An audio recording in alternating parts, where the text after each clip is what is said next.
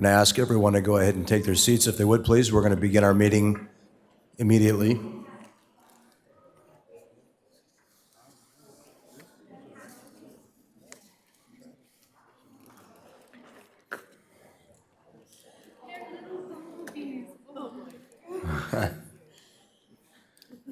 If he's here on time. If you can read that. Very good. Okay, welcome everyone. We're going to begin our City Council meeting this evening.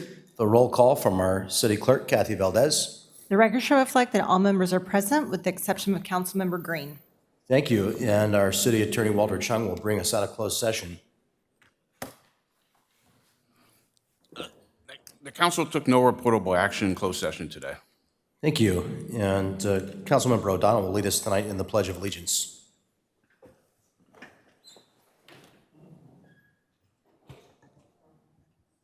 You may begin. I pledge allegiance To the flag of the United States of America and to the republic for which it stands, one nation, under God, indivisible, with liberty and justice for all.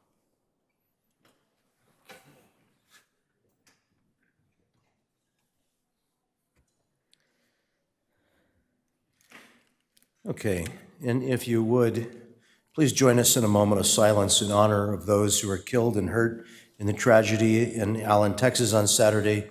Our thoughts and prayers for the victims and families.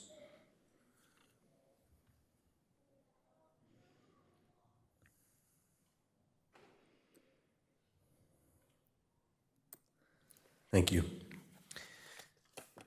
And our City Clerk, Kathy Valdez, has some procedural items to read. Thank you, Mayor. In accordance with the Brown Act, I'd like to announce that as a result of convening simultaneous meetings, the members of the Buena Sanitation District will receive compensation of $147.75 for the district meeting pursuant to Buena Sanitation District Ordinance 2006-1.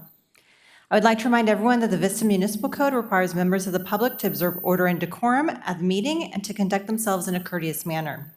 The ordinance was adopted to allow for public input and to facilitate city business without disruption of the meeting. Applause is appropriate for items listed under the presentation portion of the agenda only. Students wishing to receive credit for attending this evening's meetings must stay for a minimum of 1 hour. However, we ask that you stay for the completion of an item rather than leaving in the middle of a discussion. When you're ready to leave, you may ask one of the staff members at the back of the room to sign your paper. Thank you. Thank you very much. To address the council this evening on items on the agenda, please fill out a speaker slip with the number of the item you'd like to speak on and give it to our clerk staff. Speaker slips are available on the table just outside of the council chambers. Speakers will have 3 minutes each to address the council. Do we have? Let's see. We're going to next go to our presentations. Yes. Excuse me, I apologize. If I could make a request, we have some little ones here tonight that are going to be speaking on item D1 about pesticides and chemicals used in parks and city streets. Would it be possible for us, if it's the will of the council, to move that item to the very beginning before the presentation so that they would be able to go about their evenings since they're, littles and they got to get to other activities and get home? That's certainly fine with me. Okay. Okay, then we will proceed at this time to item D1, our first discussion item. Oh.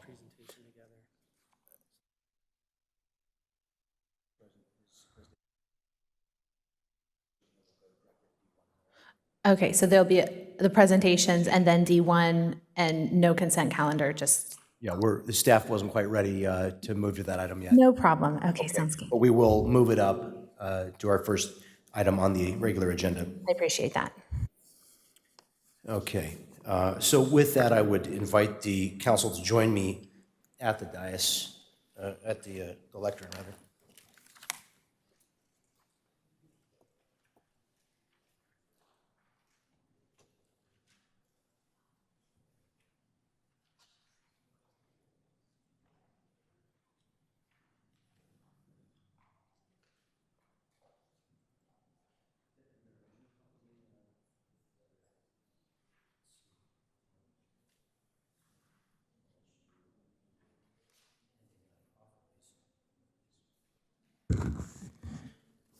Okay, our first presentation this evening is our annual employee recognition. Our first proclamation is for Nixie Flores, the recipient of the 2022 Mayor's Excellence in Service Award. Is Nixie with us tonight? Nixie, come on up.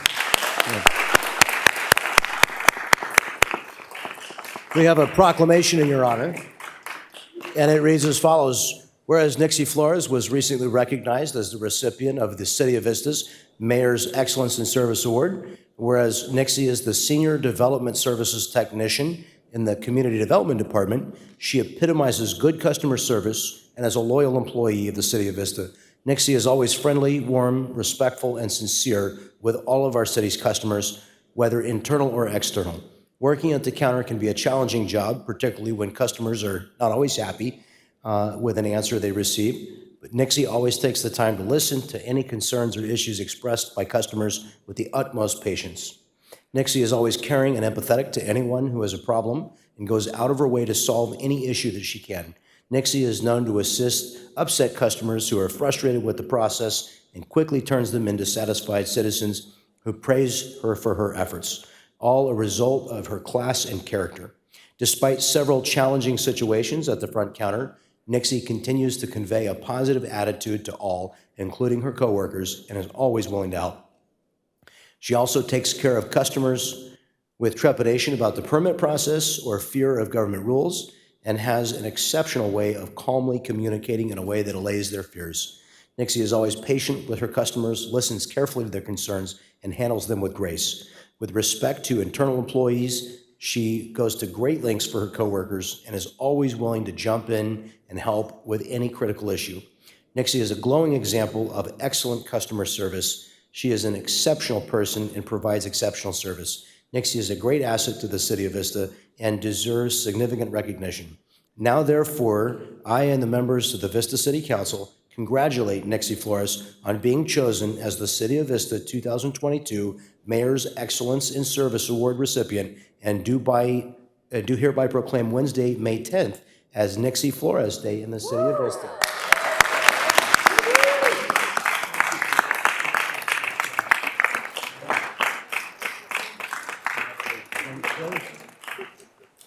Would you come forward and we're going to take a little picture with you? Yes, awesome picture right now. Yes.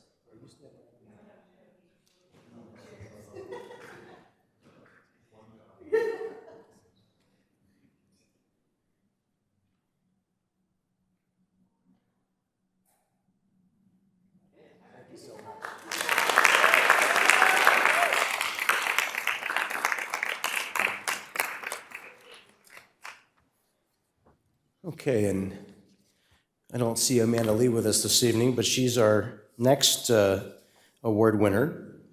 Our next award goes to Amanda Lee, recipient of the 2022 Manager of the Year Award. And I'll read the proclamation for Amanda Lee, who was a great servant to the City of Vista. She was recently recognized as the recipient of the City of Vista's 2022 Manager of the Year Award. Serving as the assistant manager, Amanda was appointed acting city manager shortly after the resignation of Vista's long-serving city manager, Patrick Johnson. Amanda volunteered to be considered for the position through a difficult transition time, which created a sense of uncertainty for many employees. She proved to be an exceptional acting city manager, forged a new path for leadership in the organization, and her leadership style provided a calming presence here at City Hall. With confidence, she brought a positive energy to the organization during a challenging and uneasy time. Her ability to lead with a smile and great professionalism while tackling massive challenges and uphill battles behind the scenes is unparalleled. She faced many difficult personal family matters while acting in the city manager role, most of which she had been open with staff and council members about. During this difficult time, she still managed to always have a smile and to come into work and give her best every single day. She showed a commitment to the organization and was usually the last one in the office, all to ensure that everyone's needs were met. Her strength to persevere through challenging times was a testament to the excellent manager that she is.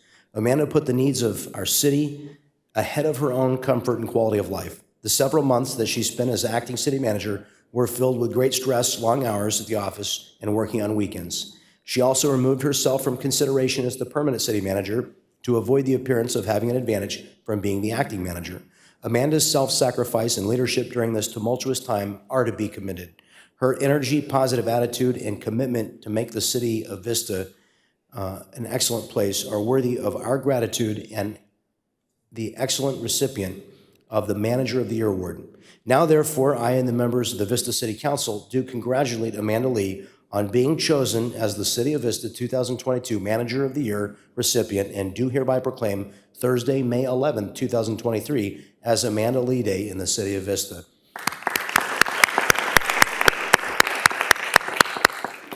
And we do thank Amanda. We wish she could be here with us tonight.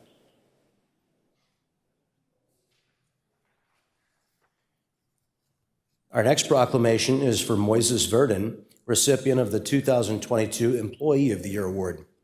Is Moises with us? Come on down.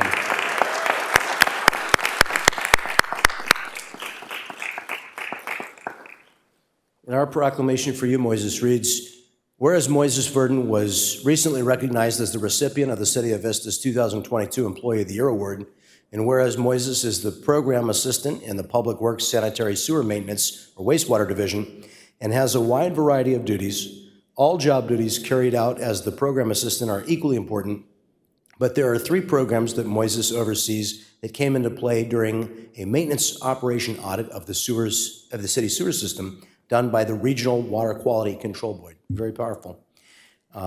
Whereas a few months earlier, as a part of the State Water Board inspection of the collection system, Moises assisted by filling in and submitting a 17-page questionnaire along with documentation to support the practices and procedures that wastewater has in place to maintain the sewer system as stated on the Sewer System Management Plan. After the questionnaire was submitted, 2 auditors or inspectors with the San Diego Regional Water Quality Control Board came to the city to go over the operation and maintenance of the sewer system. The city's representatives consisted of the wastewater supervisor, engineering sewer manager, public works operation manager, and wastewater crew lead Moises. As the first questions were being asked, we soon discovered that it would be an in-person response to the initial submitted questionnaire dealing with our system management plan. It was here that Moises' participation shined the brightest, as the 2 inspectors wanted to see record keeping of the maintenance operations, cleaning cycles, spill reports, CCTV reports, training logs, spill drills, and most important, the monthly spill report to the state through the California Integrated Water Quality System project known as CIWQS database.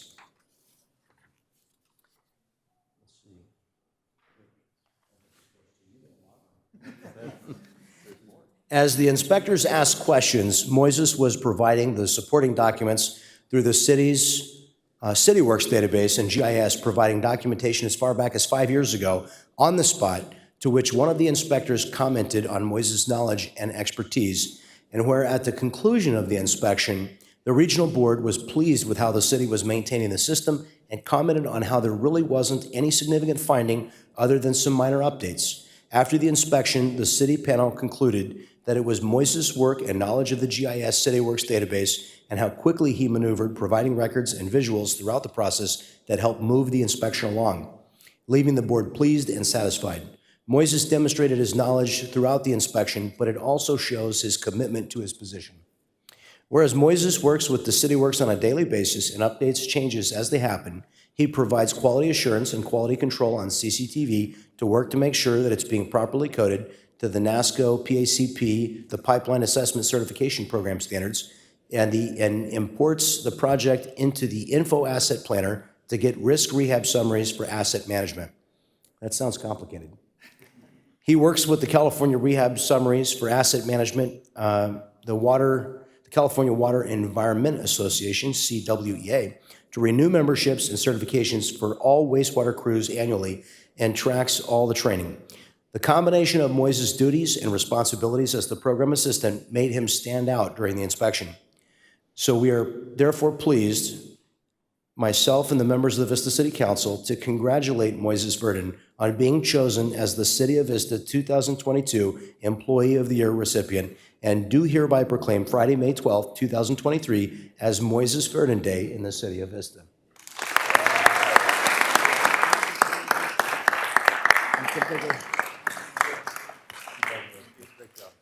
Come take a picture with us.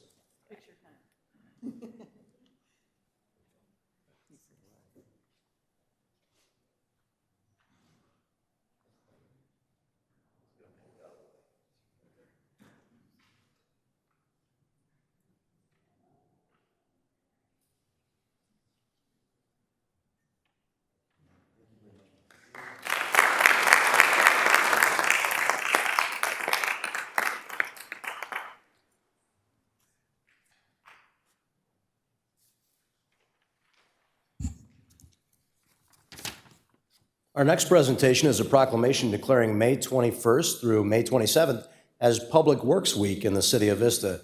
And I'd like to invite our Public Works Director, Kuna Mutasamy, and Program Assistant Moises Verdin back down to the lectern.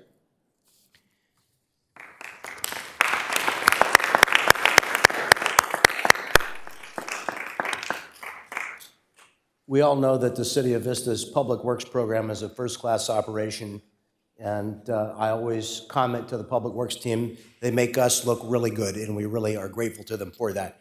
I can speak on behalf of the council and say, and I always like to tell people, we're superheroes when it comes to fixing potholes. We don't have a lot of great power, but Kuna and the Public Works team make us look really good because they do take care of these things. We do take great attention to your reports of issues.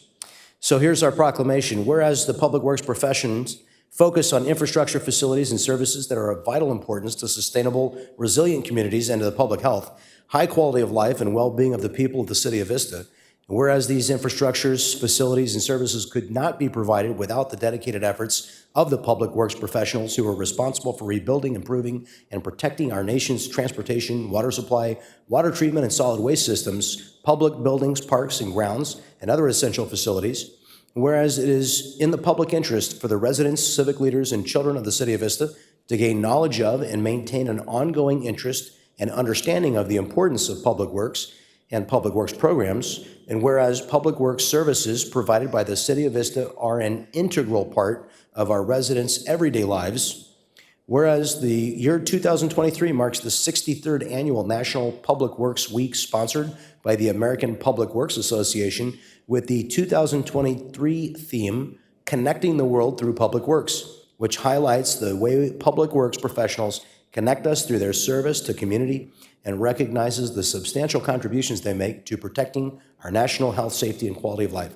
So now, therefore, I and the members of the Vista City Council do hereby proclaim the week of May 21st, 2023 to May 27, 2023, Public Works Week in the city of Vista.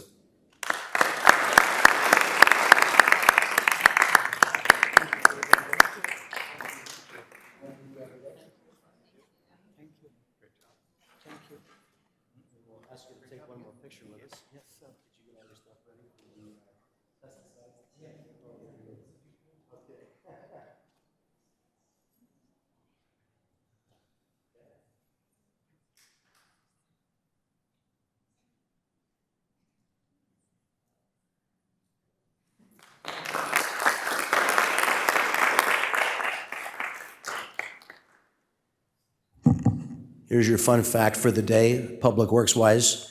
And here's my report from the Encino Wastewater Authority. Those flushable wipes are not flushable. Don't put them down the toilet. You'll have an enormous plumber bill. And we actually spend millions of dollars every year in the Encino Wastewater Authority, which is where we treat all of our sewage, dealing with those wipes because they actually don't go down the system despite what their advertisers say. So there's your piece of useful information for the day. Do not flush those things. Is Daryl McFarland with us? Daryl, come on up. We're going to ask you to receive this proclamation. And Debbie King, do you want to come forward too? And all of you who are here with the Rotary Club, why don't you come on up?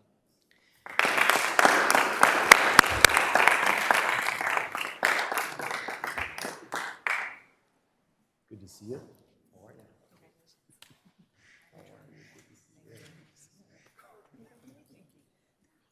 Okay. I want to especially thank Councilmember O'Donnell, who requested this proclamation and had the great idea to honor the Rotary Club of Vista. Councilmember O'Donnell, maybe you can present this. Sure. Okay, and So here's our proclamation. The Rotary Club of Vista, a California nonprofit organization established in 1937, whereas the Rotary Club of Vista is part of the Rotary's world premier service organization in over 160 countries with 1.3 million members working for the betterment of their communities and the world. And since 1988, Rotary has been in the forefront of the worldwide fight to eradicate polio and countless other global projects, and lends support on a local level. And the Rotary Club of Vista members are service-minded individuals who continually seek to be effective and change lives in their volunteer efforts. Members collaborate and bring their own ideas for projects and work closely with local schools and military families. Whereas in 2015, Rotary Club members collaborated and brought forward a community service project, Phase 1 of Vista's Military Veterans Wall. And in the culmination of 2 years of planning and construction and support from the city, the County of San Diego, and many local organizations, businesses, and private donors, the 60-foot-long black granite wall was set into the hillside along Rotary Lane at the east end of Vista's historic Main Street district. Whereas in 2022, the Rotary applied and entered into an agreement with the City of Vista, whereby the city made federal coronavirus relief grant funds available to Rotary, who suffered financial losses due to the pandemic. And whereas Phase 2 of Vista's Military Veterans Wall project was completed last year and entailed repairing the wall, landscaping the entire 600-foot length of Rotary Lane, donor pavers and benches, and additional lighting, the completion was made possible with the financial support from the City of Vista, tremendous support from the Community Development Department, a grant from the County of San Diego, private businesses, donor pavers, and bench sponsorships. And whereas the Vista City Council does hereby recognize the many incredible individuals that have made the completion of Vista's Military Veterans Wall project come to completion as a great community service and the world to the community and the world, and acknowledge that Rotarians have continued to set an example of service above self. Now, therefore, I and the members of the Vista City Council do hereby offer our sincere appreciation and recognize the volunteer service that the Rotary Club of Vista continues to provide every day. Today, we recognize the completion of Rotary's community service project, Vista's Military Veterans Wall. Thank you for giving the Vista community a beautiful wall that honors all branches of the military who serve to protect our freedoms, past, present, and future. And we are proud to proclaim Saturday, May 27, 2023, as Rotary Club of Vista Day in the City of Vista. Thank you all.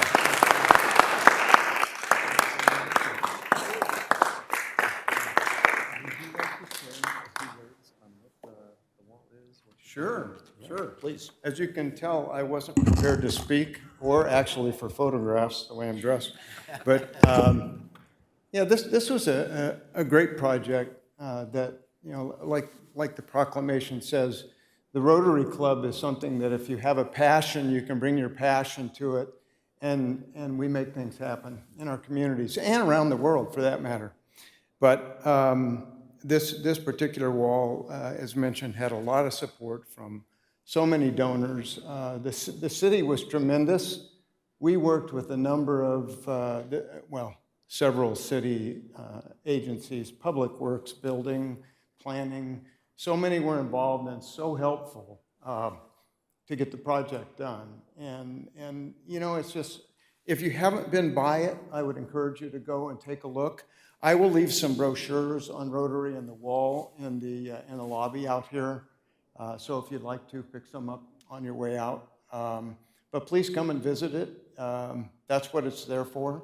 It's there also to educate our community and specifically the youth of our community on the sacrifices of the service people, especially in our community, but around the world. So I would encourage you to come visit. And if you have any questions, contact us at Rotary. We'll have information there on Rotary. And I will say also that like every community organization, post-COVID, all of our community organizations, whether it be Rotary, Kiwanis, Optimus, everybody has suffered as a result of COVID. Memberships are down, and we would encourage you, if you have an interest in serving the community, please get a hold of us. There's information here. We'd love to have you visit us.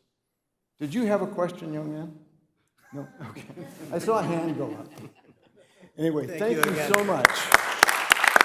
Would you take a photo with us? Sure. Well, maybe we'll stay right here. Okay, that's probably a good idea.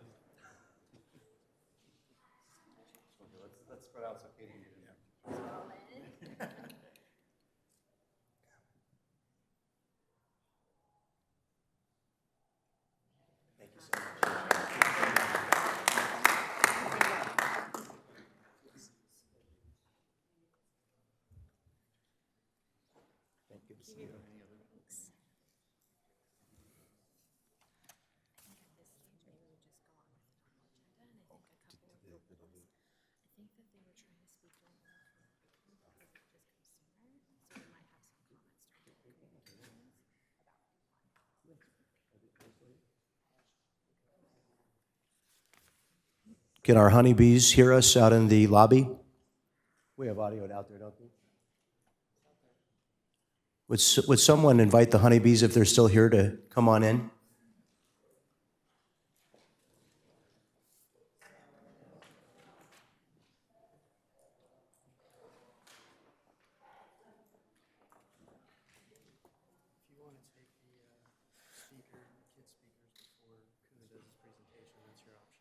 Okay, I think we're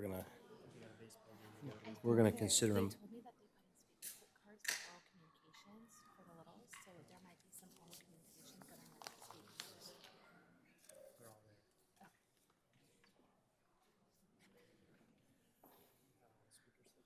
Okay.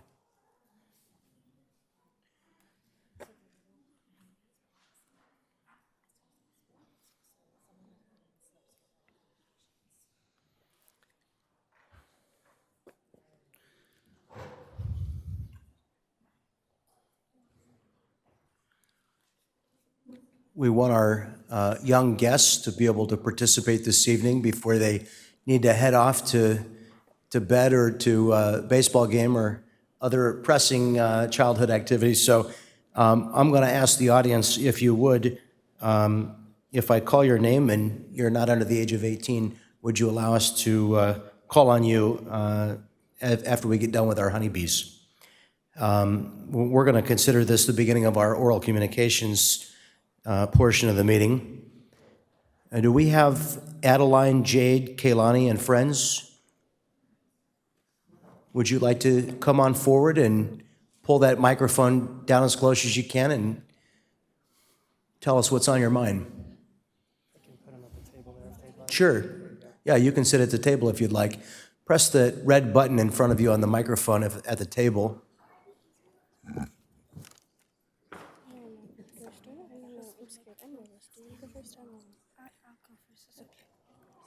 Is the mic on? Yes, your microphone is on. Go ahead. Hi, I'm Harmony. I'm for Cleaners for Kids. And please stop spraying pesticides on the plants. We would like to walk outside barefoot.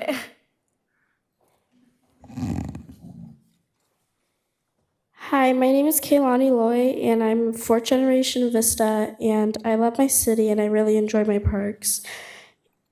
But I don't want to play where it's dangerous to my health.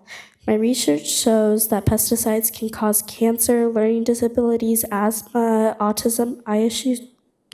In fact, lots of countries have banned glyphosates because it's bad for people and our environment. It's your responsibility to keep our parks clean and our residents safe.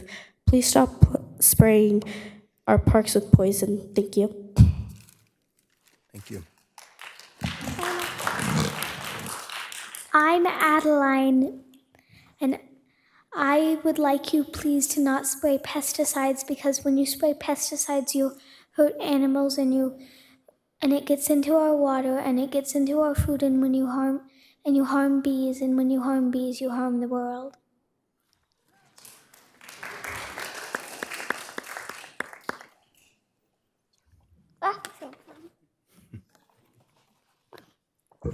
Thank you, everyone, for coming here. Mom. Okay. Thank you, everyone, very much for coming here. We would like pesticide to not be sprayed in Vista, California.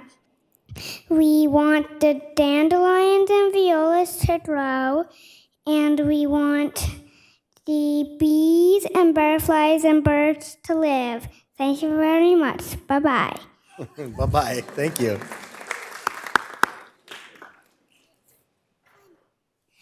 Thank you all for coming. If we save the world, then we will be healthy. Thank you. Who's next? Any other children would like to speak? Okay, we're going to call on all of our, oh, go ahead, please.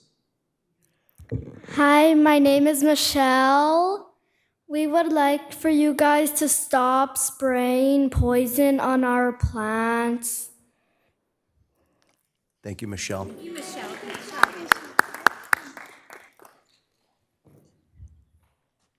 Hello, my name is Brandon, and I want you to stop spraying pesticide on plants because it can kill any animals that is making stuff. Thank you.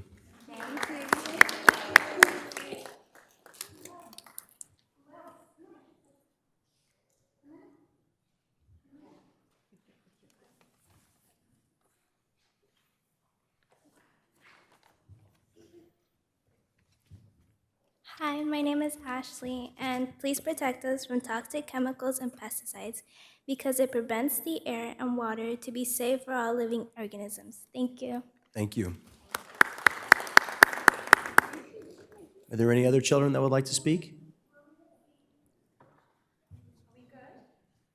I think just moms of children. Okay, we're gonna wait for all the adults. We're gonna get to that very shortly. Just wanted to give all the children an opportunity. Thank you so much, honeybees, for being with us. We appreciate you.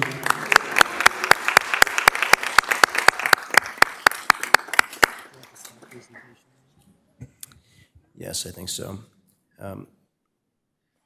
Okay, at this time, we're going to have our staff presentation on item D1. And we have Kuna Mutasamy,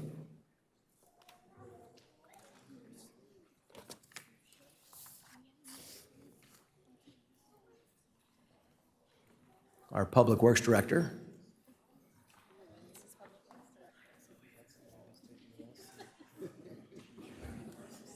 And we would remind that applause is typically not permitted under our ordinances, but for those under the age of 18 who are wearing honeybee costumes, it's definitely permitted. It's going to be a tough act to follow Yes, the kids. it is. But we will try our best. I also have the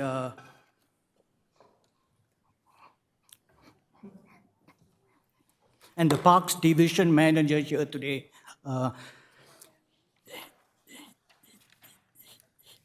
He is going to make the presentation, and at the end of the presentation, if there's any questions or discussions, I'll be glad to answer any questions. Yes, Yale? Good evening, Mayor and Council. My name is Yale Jeffrey. I'm the Park Supervisor, and I'm going to be presenting tonight on our pesticide and chemical use in the city parks and streets.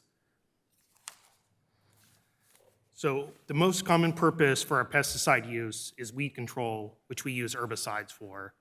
The main weed types are grasses and broadleaf weeds. Our current use for herbicides is along major roads, our shoulders and medians, the 78 shoulders and on and off ramps, in our parks, which we do minimal applications in, our fire hazard open areas, and our wastewater easements. The type of weed controls that we use is a pre-emergent, which stops the weeds from growing after they've emerged, and our post-emergent, which gets down into the soil and kills the weeds before they get a chance to grow. As you can see on the map here, it shows the current areas that we spray along the major roads, our sidewalks and shoulders, medians, and then the 78 on and off ramps. Our current weed approach is a tiered approach to protect human health and environment, mechanical and physical, by using mechanical, physical ground covers as mulch as our controlled preference. Chemical control only when and where necessary, and then the use in combination to increase the effectiveness. We have a toolbox approach. Our pesticide guidelines is used only when and where needed, and it's approved by by a public works supervisor or manager prior to use. It's selected and applied to minimize the possible harm to people, non-target organisms, and the environment. Then an example of our use is the removal of invasive plants in open space areas. The permits and training, so ourselves, the city, whatever we use, and our contractors, they have to do a monthly report to through CalAg permits, which is to the state of California for all of the pesticide use or herbicide use. And even if we don't use any, we have to submit a non-use report by the 15th of each month. All chemical pesticide safety and warning labels are followed strictly. Our personnel and our contractors are all trained annually on the safe use of herbicides and pesticides, and then they're all applied by a valid California applicator or under a qualified applicator's license. Our proposed approach for our integrated pest management is to prepare and adopt an integrated pest management plan, manage the chemical and herbicides use based on risk to residents and city staff, avoid chemical herbicides use in most heavily used areas, as in parks, along streets with high foot traffic areas, along streets and areas close to schools. Our chemical herbicide spraying continued in other areas along the streets is to avoid the need for staff to hand weed along high-speed roads for their safety, and then avoid the need for lane closures and traffic impacts.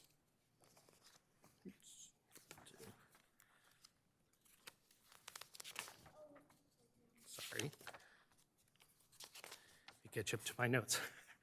Our proposed approach for the parks is to avoid chemical herbicides use within the parks. The rationale for this is people usually are present, including children and elderly. The main method would be mechanical or hand removal of the weeds. Our supplemental method would be non-glyphosate herbicides, and then the change to our current approach would be moderate. And then we have that to obtain the ability to use chemicals if at last resort. Our proposed approach for streets by schools and in the downtown area is to avoid chemical herbicides use along streets within quarter of a mile of schools and in the Vista Village area. Our rationale for this is higher foot traffic area, children are often present. The main approach would be mechanical or hand removal. Supplemental would be non-glyphosate herbicides, and then the change would be moderate to our current approach. Our proposed approach for major city roads and medians is a periodic chemical herbicide use of 2 to 4 times per year, lower or no pedestrian use, there's large traffic area or traffic impacts, and increased safety if switched to hand removal, and then it's consistent with CalSAN's approach. Our main method would be chemical herbicides using truck or trailer-mounted sprayer, and the change would be none.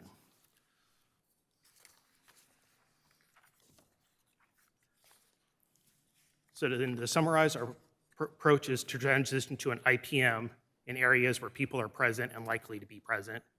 Our estimated cost increase is about $200,000 a year. This includes increased labor for hand weeding, training on the use of non-glyphosate herbicides, purchase of non-glyphosate herbicides, and then costs likely to be higher in years where we have significant rain, lower when we don't have a rainy season. And with that, and then I did want to make note that before we open it for questions is we do have a couple of corrections and edits to the agenda report and IPM, which we can give you those on. Yeah, please share those edits with us. Yeah. So on the agenda report is we have 2 corrections, which would be on page 2 of 9, or I'm sorry, page 2 is line 8 and 9, or 8 and 10. is we would like to replace the wording of organic or natural herbicides to non-glyphosate herbicides.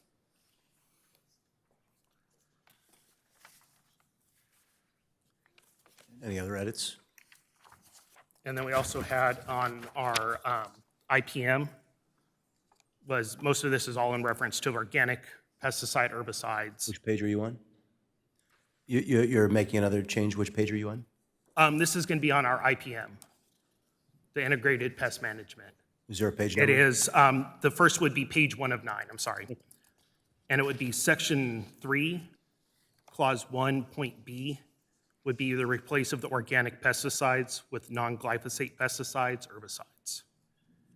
Then it would also be the same page 4, section 5.3.2, clause 2, point A, would be the replace organic pesticides with non-glyphosate pesticides, herbicides.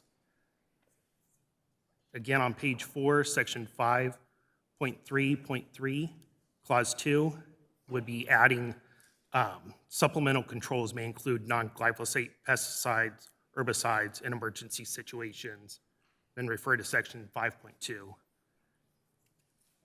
On page 6 of the current IPM, we're removing that map. It's showing our current approach. We're keeping the one where our approach would be within the, excluding the quarter mile around schools. Page 8 would be section 5.3.5, clause 3, would be change organic pesticides to non-glyphosate pesticide herbicides. And then the final would be page 9, section 5.5, clause 2. We would change that to 24 hours.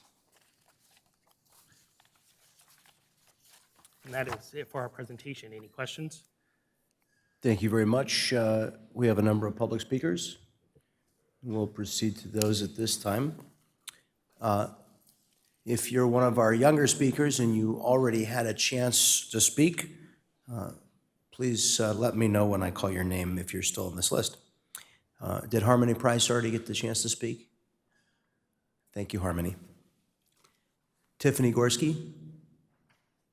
Thank you.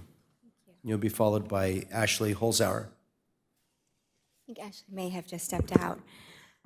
There are currently so many things working against us in our world today. And tonight we all have the opportunity to be part of the solution. I remember growing up as a child making bracelets out of clovers and crowns out of dandelions. And our children are being robbed of this experience because outside of our homes, there are very few places that we can be confident that the dandelions and the clovers haven't either been sprayed with pesticides or haven't had the runoff of the water that have the pesticides in them or the air from the pesticides when they're blowing.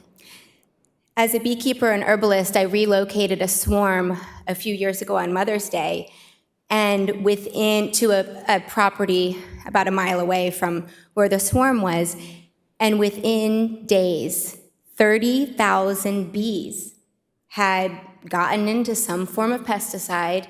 Not that I flew with them everywhere they went, but that the way that they were behaving, the neurotransmitters not functioning in their brains, them not being able to find their way back to the hive, watching 30,000 bees twitching in front of the hive, was something that made me realize we need to make a shift. Hippocrates prophetically said that if the bees cease to exist, we have 5 years left to live. We are the bees, and the bees are us, and what is happening to the bees is happening to us. Let's be brave enough and smart enough to shift things in the right direction. And let's make Vista, California parks and public areas free of poisonous pesticides, free of glyphosate, free of neonicotinoids, free of all of the hundreds of toxic chemicals that are in man-made synthetic pesticides. So when our children are the ones sitting up here making the laws, they have been shown how to do it right. Thank you. Thank you, Ashley Holzauer, followed by Joe Hood. Joe Hood? Did you say Ashley? Yeah, Ashley Holzauer, is she here? No. Okay. Yep. Okay. Sorry. If you still are. Yeah. I do. Hi, I'm Ashley.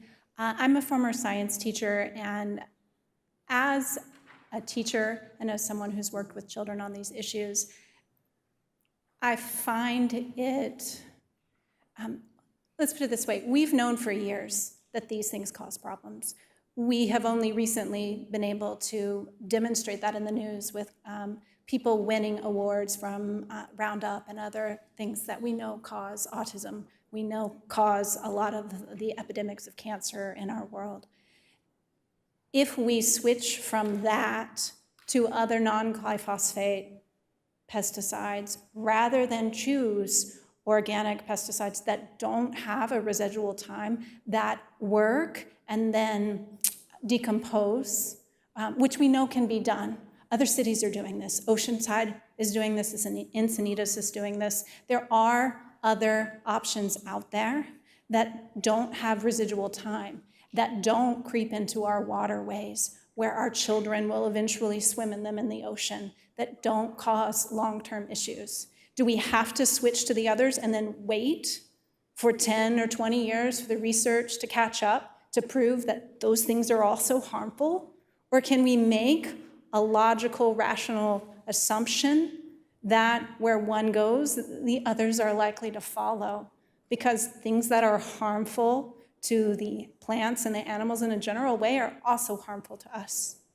So I feel like we've spent much of our time in our country chasing these unrealizable ideals of what a city should look like, what a median should look like, what a park should look like. And in doing so, we've forgotten the main reason to be alive and reverence for life and truth. And if we take a step back and look at what is true, I think we would have to acknowledge that those other alternatives are going to take us down that same road that glyphosate would take us down. And I would highly encourage you to make a voice for choice in terms of reverence for life and in truth and of the future, and vote to make that organic pesticides that would be used in our city. Thank you. Thank you, Joe Hood.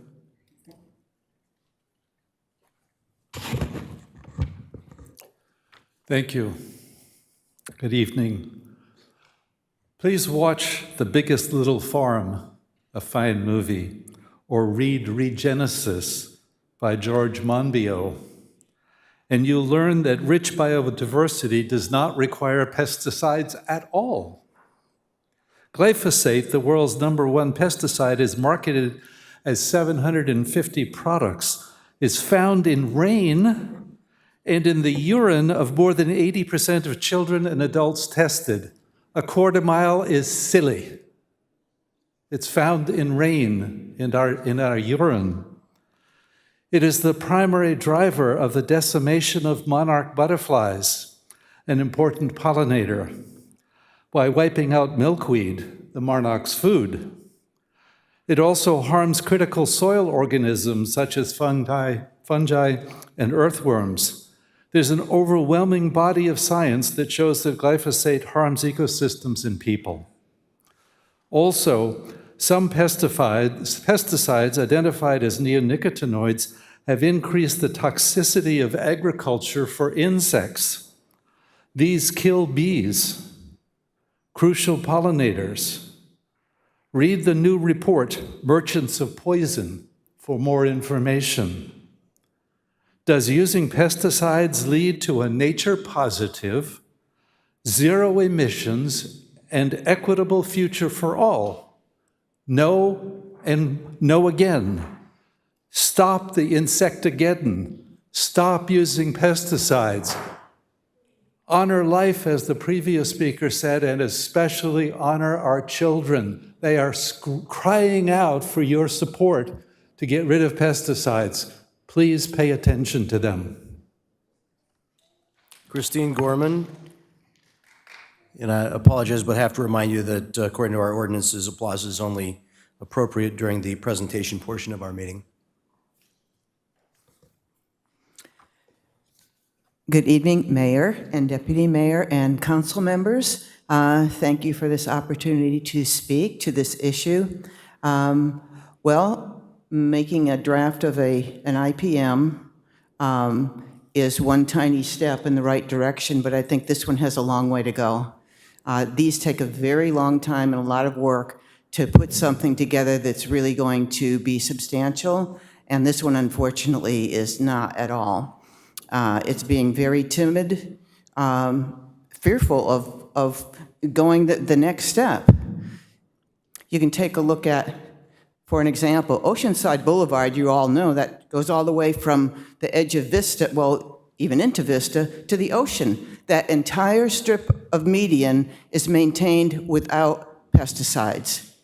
It's been hand weeded, and then more recently they've used something that's an Omni-approved organic spray, but mostly it's been hand weeded. That's a very long stretch. I thought you had an overhead here, and apparently you don't, but I had a picture to show a median going through a neighborhood, a very long stretch, which they don't use any pesticides at all. It's been all hand weeded.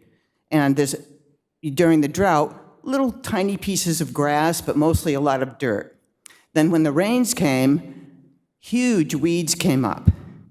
And one person in the neighborhood complained, and very soon the landscape company came out and they mowed those very thick, tall weeds, and it looks beautiful. It looks like a lawn, but it's weeds. It's mostly weeds. There might be a tiny bit of grass in there, but you have to look carefully at when you see weeds, don't think you have to totally destroy them, especially with poison. You can work with them. You know, if it's cosmetic, now it's one thing. If they're blocking drainage, you have to get them out. But, you know, sometimes it's just cosmetic. And I'm sure that all the people who'd walk their dogs and they stop right there because that's their, you know, station for their dogs to relieve themselves on that median, and they don't have to worry that their dogs are going to get sick from poison because that's there's no poison there at all. So it absolutely can be done. So I think this has a long way to go. And the other thing about when you talk about distance from schools, pesticide drift. I don't know if I'll have time, but there's, I do have some documentation I can leave with you where studies have been done that drift is going to happen no matter when you spray, how you spray. When you think it's the least likely to drift, it's going to drift, and drift very long distances, sometimes miles. And it'll get into the water system, gets into the air, so there's no safe place really to be spraying pesticides. Thank you. Suzanne Hume, followed by John Bodorf. And may I also just say, if you do have anything for the council, you can provide it to the clerk, and she'll pass it down to us. Thank you.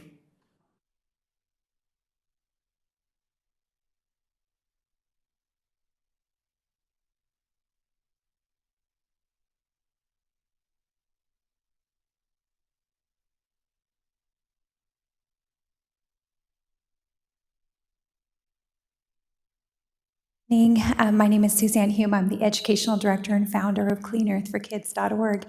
And as you know, or probably know, I started Clean Earth for Kids because I was poisoned by pesticides. I was a teacher, and sometimes that shows in how I talk and do things.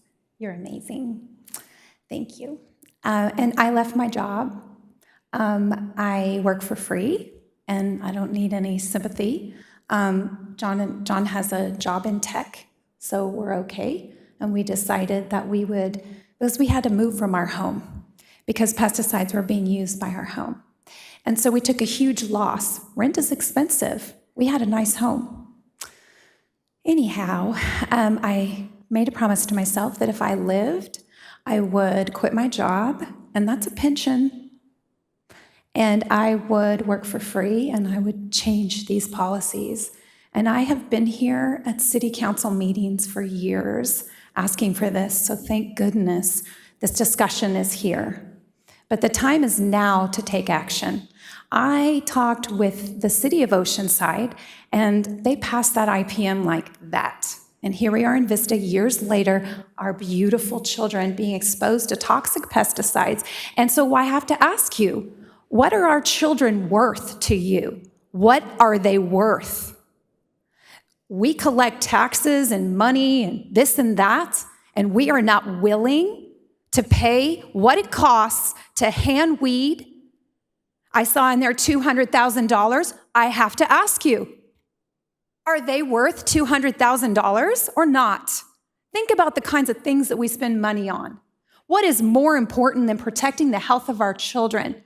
If you want research, guess what? Clean Earth for Kids has a lot on Team 5. We are now international, and we are working with scientists and doctors throughout not just the United States, but the entire world. We have the data. And talk about Vista setting themselves up for a liability. Get ready for it. Get ready. Because you don't think making children sick, making teachers sick is going to put you in the red and you are unwilling to spend $200,000? Where are the priorities? So as I said, the IPM of Oceanside is so much better than this. It's not perfect, but this is embarrassing.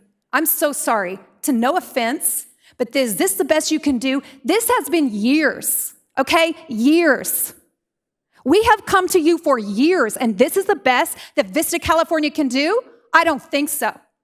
Malibu has an IPM, an earth-friendly IPM. No pesticides are allowed there. Look at the IPM in Carlsbad. Look at the others. Vista kids deserve the best, and that's what you need to give them. John Bodorf, followed by Yesenia Hernandez. Good evening, City Council. My name is John Bodorf, the CleanEarthForKids.org, and you've obviously heard quite a bit of things here tonight. Certainly replacing glyphosate with a non-glyphosate pesticide is just not a good idea. You name a synthetic pesticide, I can find that it's toxic in some way to something. Glyphosate itself is incredibly toxic, and there's a very long history of being toxic. If you want to Google the Monsanto papers, and we sent a letter to all of you that goes into some more detail, but basically Monsanto knew for decades that glyphosate was toxic and would cause leukemia, and went to great lengths to basically cover it up and continue its use. And to this day, that is going on. IARC and Prop 65 show that glyphosate causes cancer, yet you can go to Home Depot and buy it. Why? Because the regulatory system in the US is set up to help the corporations continue to make money and not protect us. So the US bans 21 pesticides. China bans 54. The EU bans 195. If you look at personal chemicals and like personal care products, the US bans 11. The EU bans over 2,500. So the US regulatory system is not geared to protect us. It does not use the precautionary principle. In the US, a pesticide is, under regulatory conditions, it is considered safe until proven otherwise. That's why things like DDT and glyphosate and now neonicotinoids are used for decades and decades before they're actually banned, and even then it takes many, many lawsuits to make that happen. So replacing glyphosate with something else is just going to continue the toxicity. It's going to continue giving people Parkinson's and other neurological diseases and cancer. As Suzanne mentioned, it's obviously a liability to the city because sooner or later there's an employee who works here who uses glyphosate who's going to get leukemia, and they're going to sue the city because it's very commonly known that glyphosate causes cancer. It increases the chance of lymphoma by 41%. So this is a great opportunity. As people have said, other cities are doing this. You know, stop using synthetic pesticides. There's a lot of other ways to do it. And one of the things Suzanne kind of touched on, why are we spending $300,000 to control weeds? Doesn't the city have something else to do with $300,000? Children's programs, anything? It's just weeds. Who cares? Mow it. Don't pull it. Why are you poisoning people to control weeds? Who cares? Just leave it alone. Anyway, please stop synthetic pesticides. Thank you. I don't think anyone's going to need this. I'll take it with me. Yesenia Hernandez, followed by Ashley Martinez.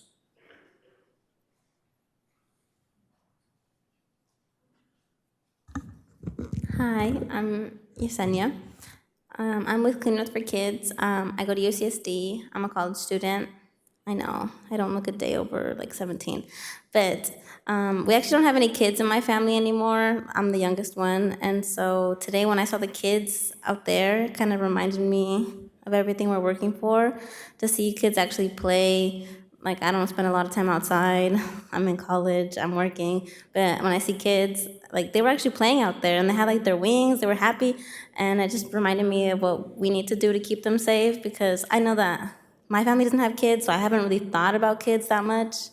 But today, just seeing them reminded me of that. Like, I don't know if you guys have kids, I don't know if you work with kids, but it's crazy to see them playing and realizing like that they're conscious of what is going on too. Like seeing those kids have the signs that say stop pesticides, I was like, dang, you know what's going on. Like you're fighting for it too.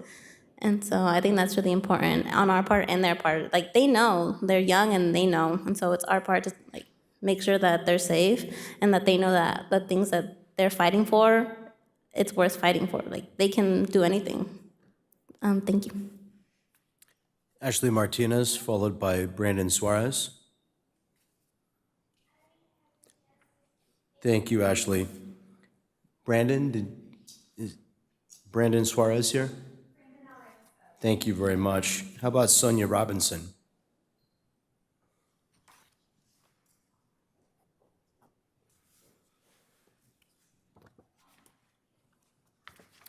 Good evening to our mayor, city council members, and to our staff here at the City of Vista. So I do worship in the City of Vista, and I am a member of the community here in North San Diego County in general. I'm here in the voice of the NAACP, North San Diego County. I am the chair of the Environmental and Climate Justice Committee. And for the record, I'm the first chair of this committee throughout the county.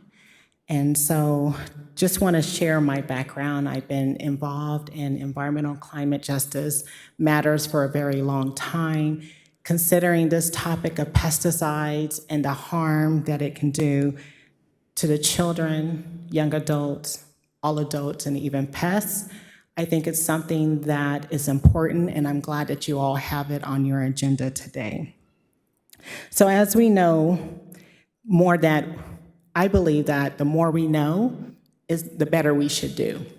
And in general, as it states, such as when we know better, we do better.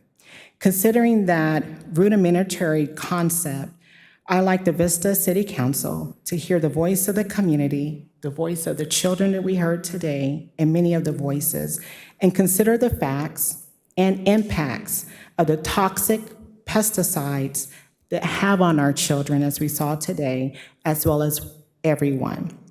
Research has shown that glyphosate, the active ingredient, can lead to leaky gut, irritable bowel syndrome, and some autoimmune disease and disorders.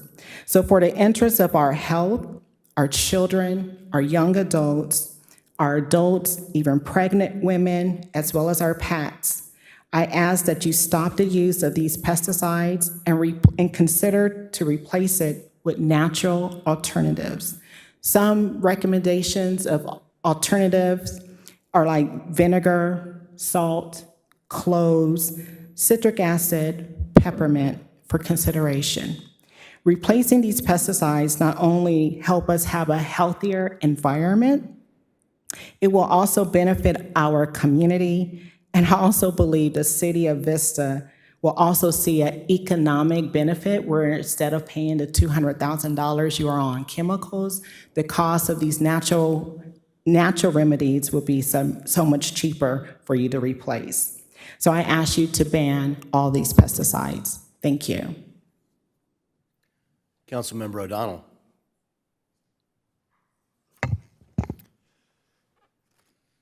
Thank you to every single speaker this evening, to all the little kids that were here tonight. I was very moved by all of you, but Suzanne, I just want to thank you specifically. I know I've talked to you and had many conversations with you over the last couple years, getting to know you. I was very moved by your comments. I tend to be somebody who's a little more fiscally conservative, so when this came before us, my thought on $200,000 is, that's a lot of money, and how much more would it cost to bring in all organic materials, or how much more would it cost the city to try and do what you're asking us to do? But how can you put a price on the lives of our children? How can we sit up here one week and talk about the deadliness of tobacco and how we need to protect our kids and talk about children's safety, and yet when this comes before us, we're not doing enough. And this is not the mindset I came in to this meeting with. And hearing all of the speakers, it has genuinely moved me in a different direction of believing that we do need to have a stricter policy on what pesticides we're using and really not using, to be clear. And I would like to see the council move in that direction. So I just want to thank you so much for being here tonight and sharing your voice collectively. I do have a couple questions for our staff, and that is surrounding cities. I know that Oceanside has adopted something similar as that was brought up, but are there other cities around us that have been a little more strict on the removing pesticides from use? I have spoken to the other cities and also to the school districts, just surrounding Vista. So there is a combination of ways, the cities are using. Some of them, have moved away from glyphosate, and they have moved, to other chemicals, like what we are recommending. Also, and they have moved, to organic chemicals or no chemicals. So there is a combination of ways. And the cities and the school districts have already moved to. The implication is the cost, and if we are able to live with weeds in the public right of way.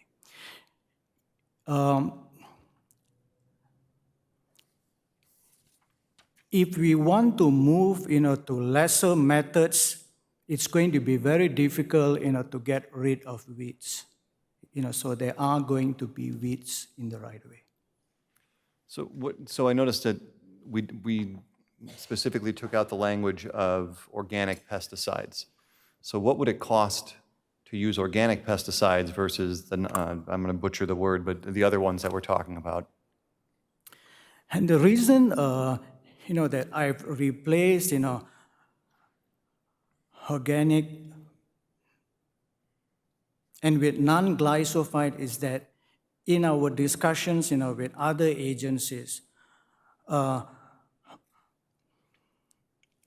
chemicals which are organic, in some cases, they are more dangerous actually than chemicals. Organic, it can be turned and as danger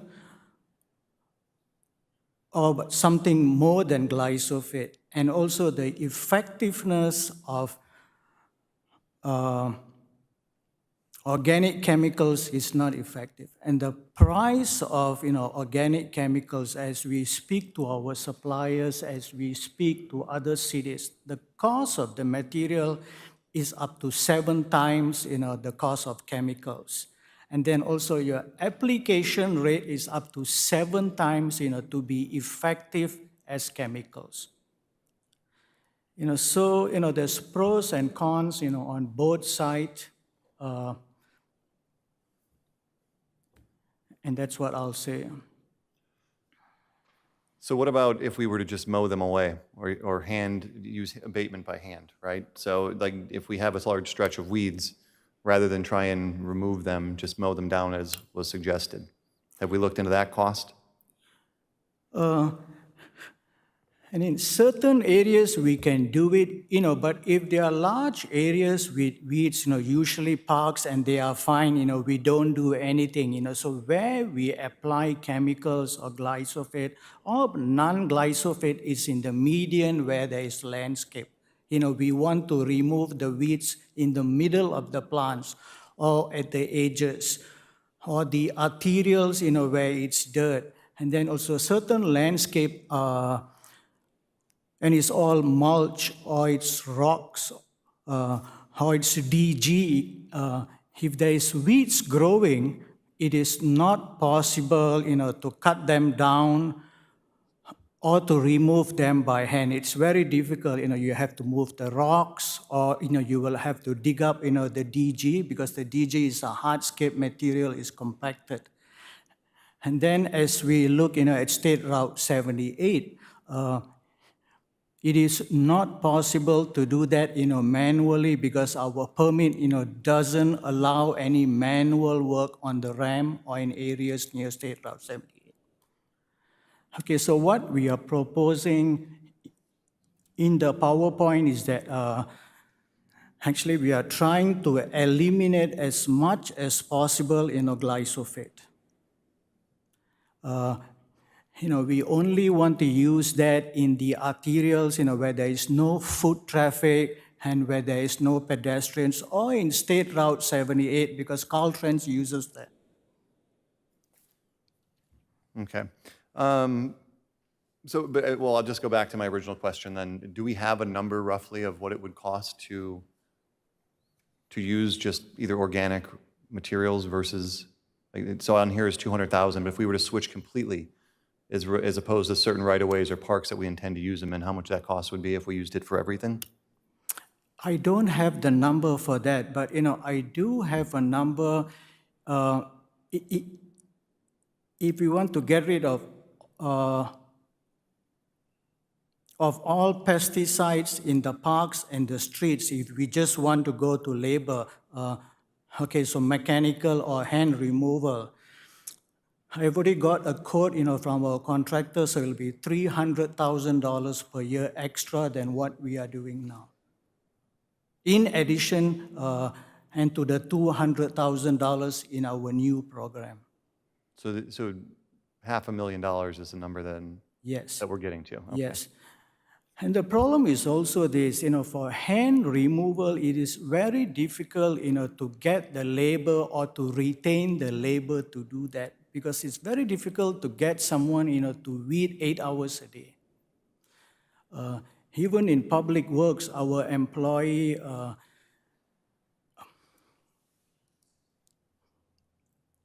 actually there's been it's a turnover of, in the past, 4 years, 3 people have come and gone, because they just don't want to do the work. They come and do the weeding, they learn other skills, and then they move on. That's fair. Listen, I appreciate all the work that you've done on this, so I don't want to, all my comments are not to dissuade or let you think that I think anything less of what has been done with this. My mind has genuinely been changed in the last half hour, so it's pretty impressive to have this many people come up and speak. So I would like to see more strict policies enacted if we can. I don't know if it's just because I had a child recently, if my mind is a little more open to the idea, but I cannot fathom a world in which my child, we could have prevented something happening to him from playing in the parks, and we did nothing to take action for it. So I'd love to hear from the rest of the council on this matter, and we'll come back to it. Deputy Mayor Contreras. Thank you to the public for coming and speaking on this item. Thank you to staff for creating this IPM. I see this really as a rough draft, as a first draft. I think we need to move maybe a little bit closer to what the public is saying, right? Where we aren't going to just simply use an alternative to glyphosate, where, I think that in general, we have to have a conversation about our median and landscaping. I mean, this is a larger conversation than even just IPM. We have certain issues that we need to address with landscaping throughout the city. So I think that there are a myriad of different ways and different tools that are available to us as a city where we can have a more comprehensive way of landscaping and beautifying our city and controlling weeds, or maybe not needing to control them in certain areas.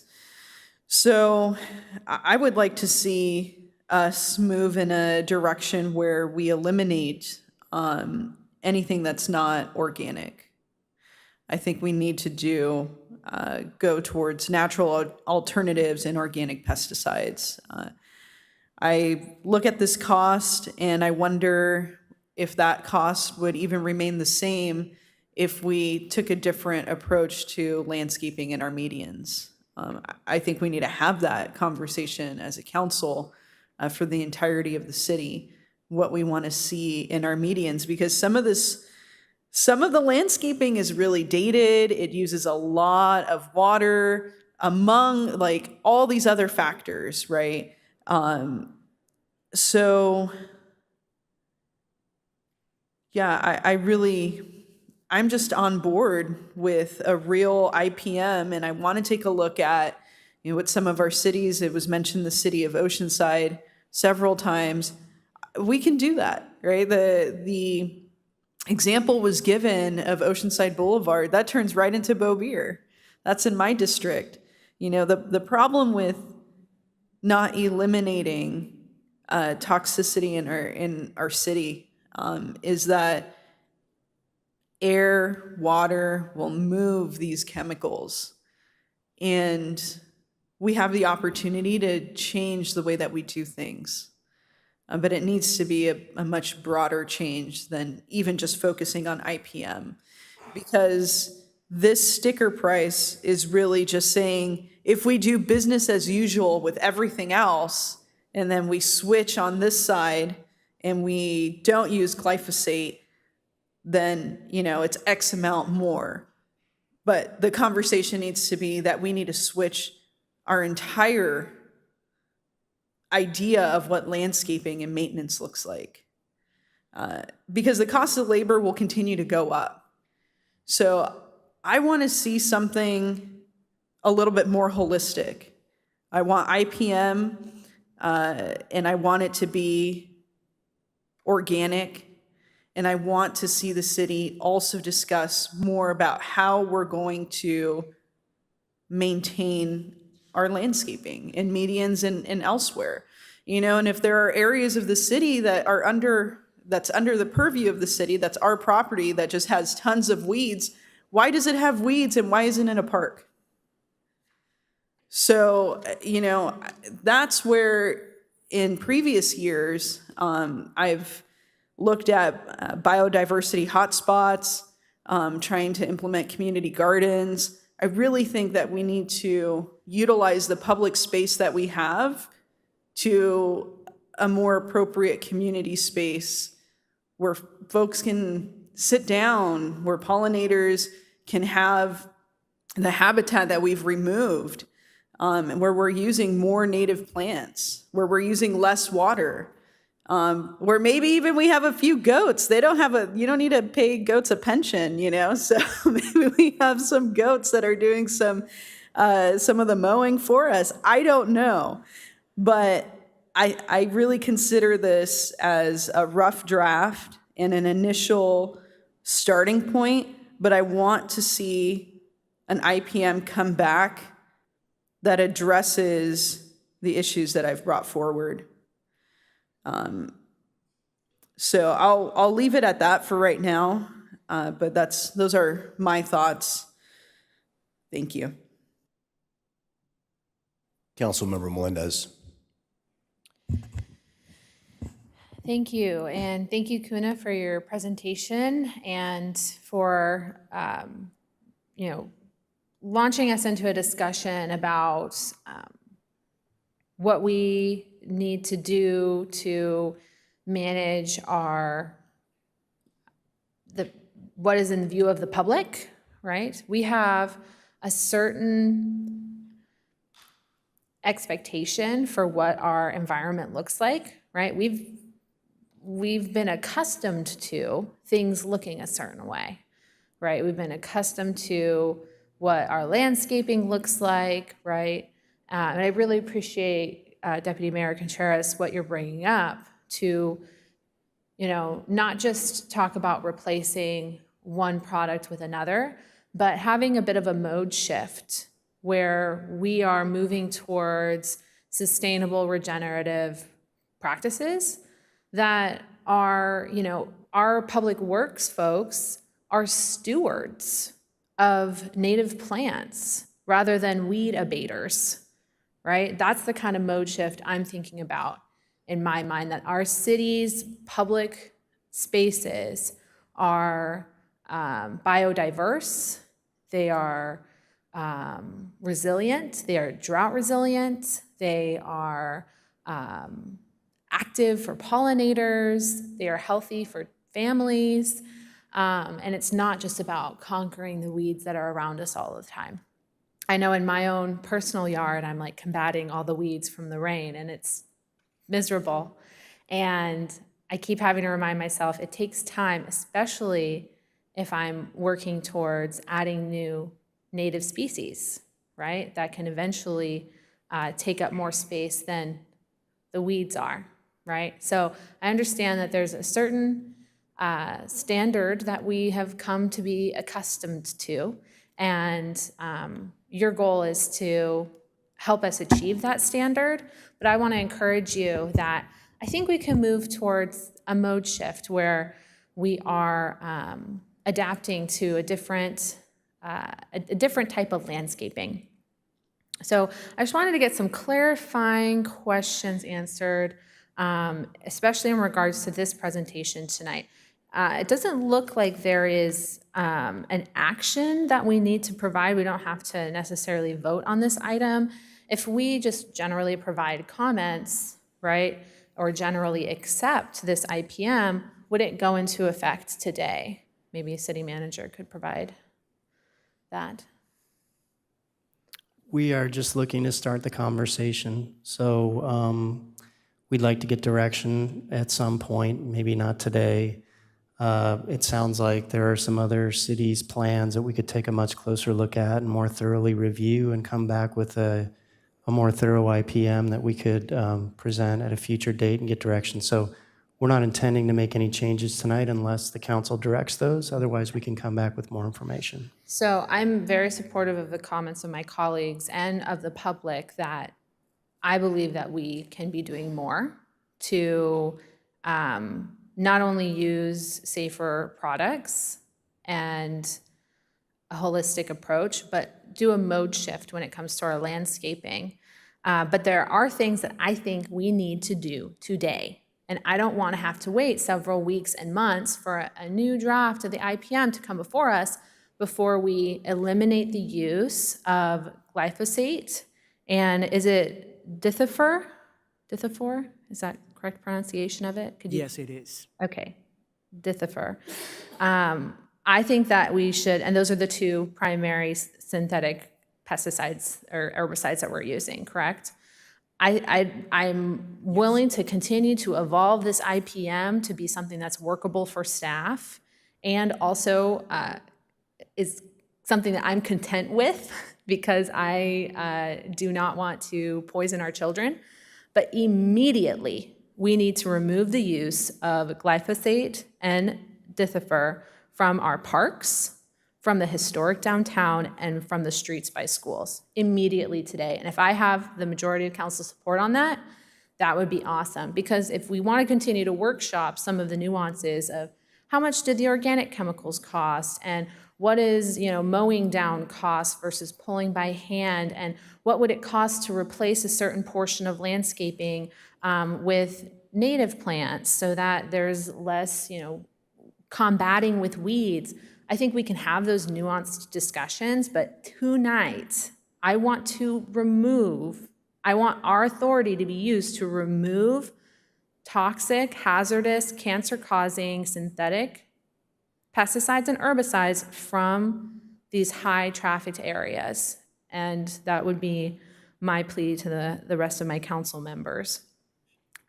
So I'll go ahead and make a motion that we do that we remove the use of glyphosate and Dithifor from parks, historic downtown, and streets by schools. It sounds like we're moving with that direction. I'm pulling that motion out of what you've presented to us. But because we're in a drafting phase, I don't want to wait several more weeks for us to have progress on that essential movement. So that's what I would ask. I also want to say, and I haven't shared this in the public before, but I am someone who has been poisoned by a pesticide. And this has happened some time ago. And it is incredibly damaging to go through that kind of experience. And even though that has happened, I have found since that experience that I am re-exposed to toxic chemicals in our environment again and again and again, and oftentimes against my will. I can choose, what kind of household products I buy. I can choose, the type of food that I purchase. But if I'm in a public place and one of our contractors is spraying an herbicide, I don't get to choose that. And so, I'll amend my motion in just a second, but I want to get some clarity, because on the list of where the city currently implements weed eradication, it's mentioning major streets, State Route 78, parks, wastewater easement areas, but there's not a lot of detail about our downtown area and our parking lots. So I'll share an experience where I was having a meeting in downtown a couple of weeks ago, and I was walking back to my car, and where my car was parked, West Turf, our contractor, they were driving past, and I saw a worker in a hazmat suit with gear on, and they had a container, and they were spraying the ground where the weeds are. And I was within 12 feet, and mist in the air, right? I'm walking to my car, completely taken aback and surprised by this scenario in front of me.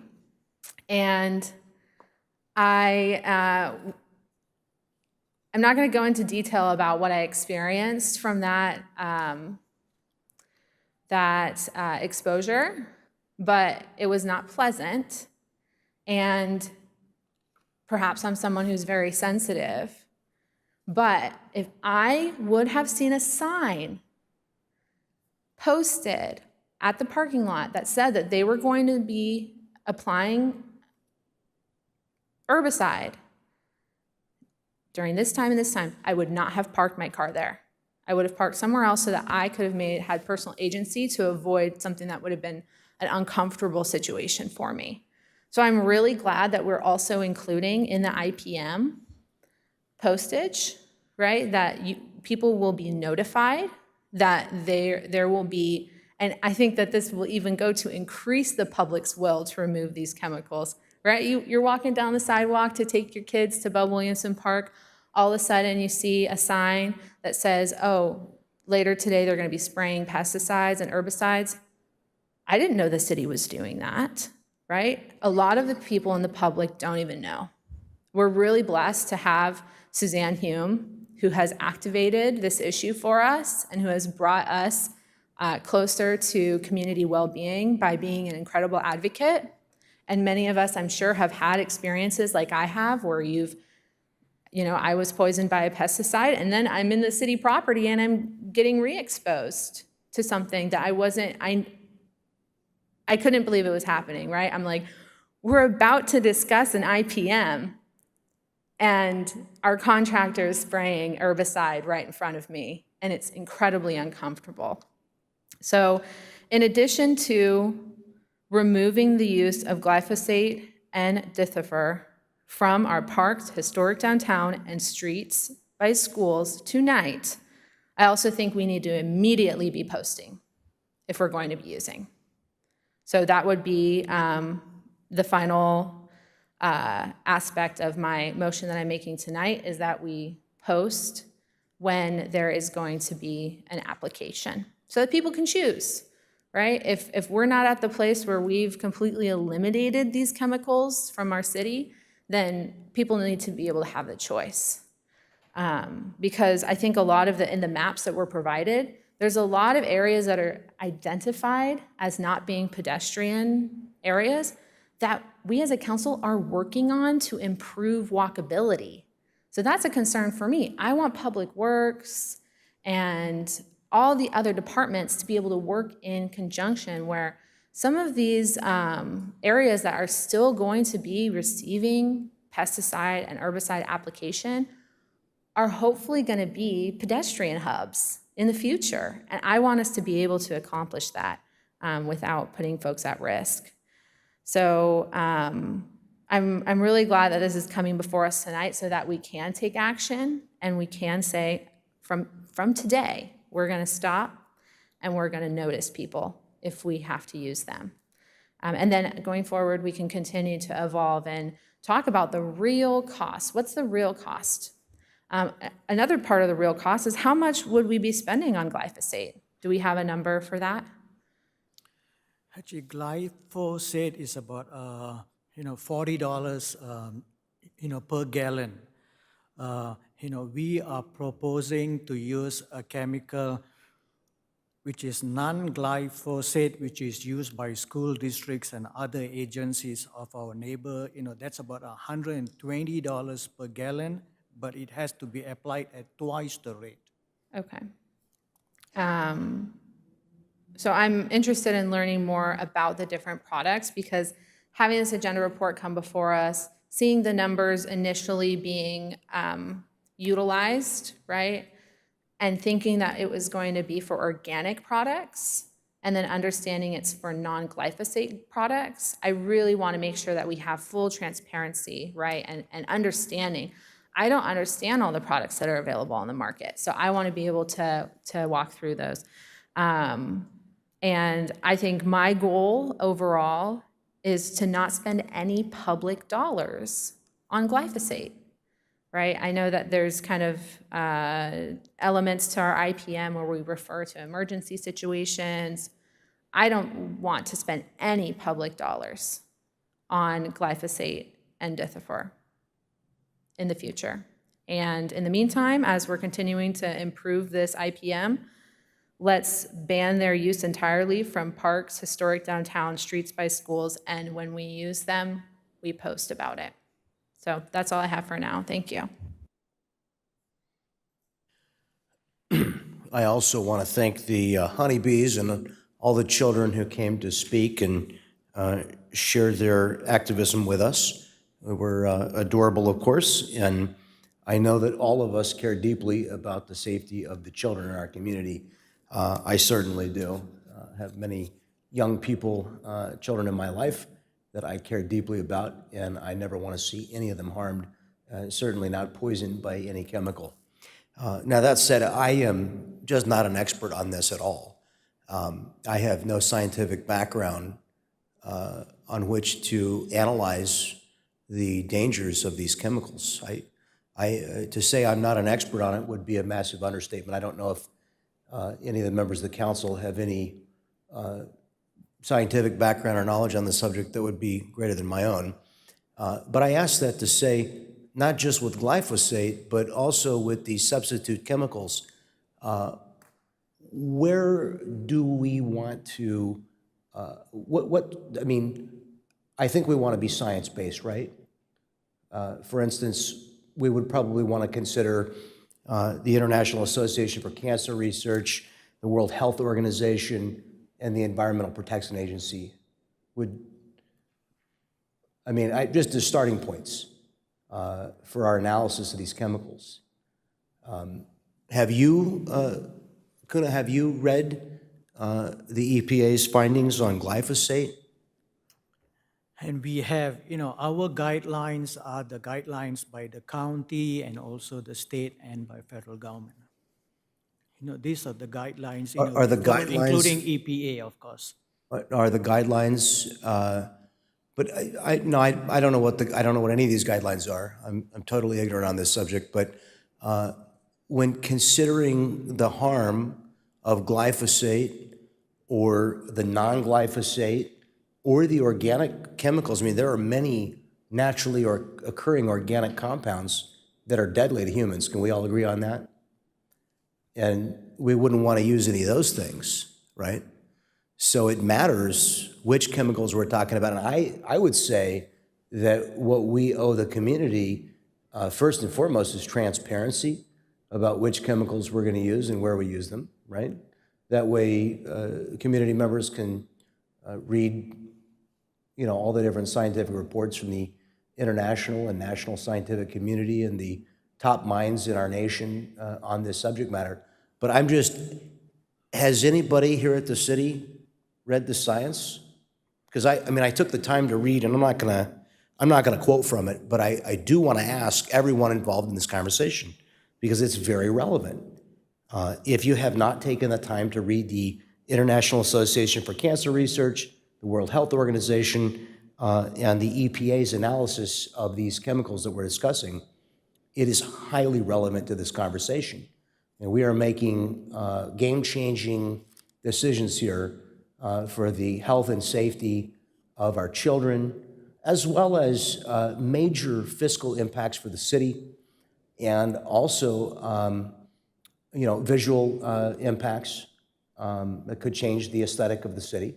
And I think we just want to be science-based in our approach. So if you haven't taken the time to read the science from the Environmental Protection Agency, their article on glyphosate, for example, was updated on April 17th, 2023. It's an ongoing article that they have that actually references the International Association for Cancer Research and WHO, and correspondence with the state of California regarding the Prop 65 findings for glyphosate and other chemicals. State of California has 900 substances on the Proposition 65 list. So, I think we want to look at all of those, and I think we want to do our best to understand the scientific basis. Would you agree with that, council members, that we want to be scientific in our approach on this? Not just with glyphosate, but with all the other replacement chemicals. We want to see the scientific research, right? So I just want to make sure that we're being presented, with some credible scientific findings.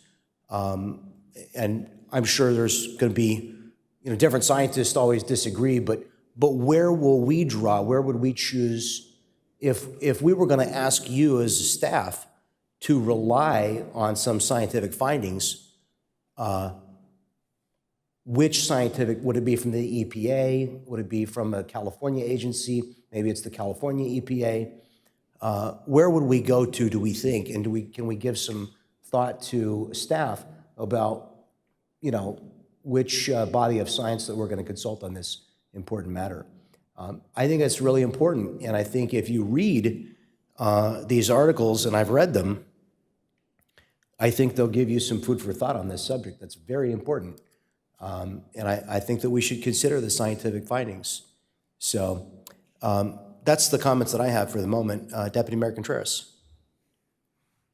I just want to second the motion that's on the floor, and also just clarify that we will continue this conversation to further the IPM and make it more comparable to some of our sister cities who are doing a little bit more than we are. Is that the consensus of the council? Does that need to be part of the motion? You have it? Okay. Yeah, because I just want to make sure that we continue. And Mayor Franklin, I definitely agree with you that we need to be scientific in our approach. The science, it really does show, one, that if you look at any of us here, sitting up here, and there were to be a scientific investigation of the toxins in our body, we would probably be really shocked. We don't even know what we're exposed to on a daily basis. I think about our firefighters and, some of these areas where it said parks, fire hazard, open areas.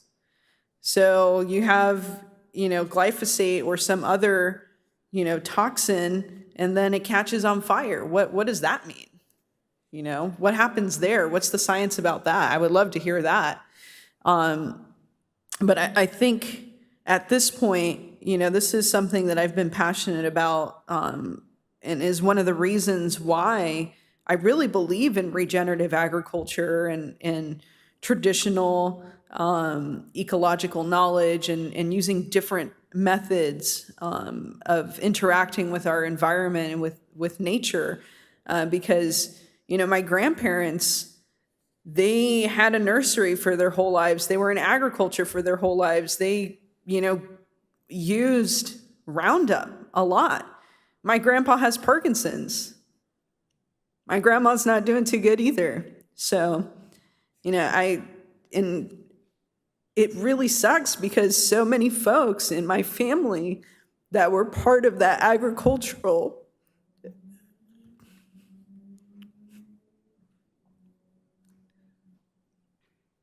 there's a lot of folks here in North County that, their families have been in agriculture for generations, and they were sprayed with pesticides. And then, to not be told that certain pesticides and herbicides were being used. And then, to start your own business and not know that those are toxic, and then to use those, and then to have these just terrible consequences from that.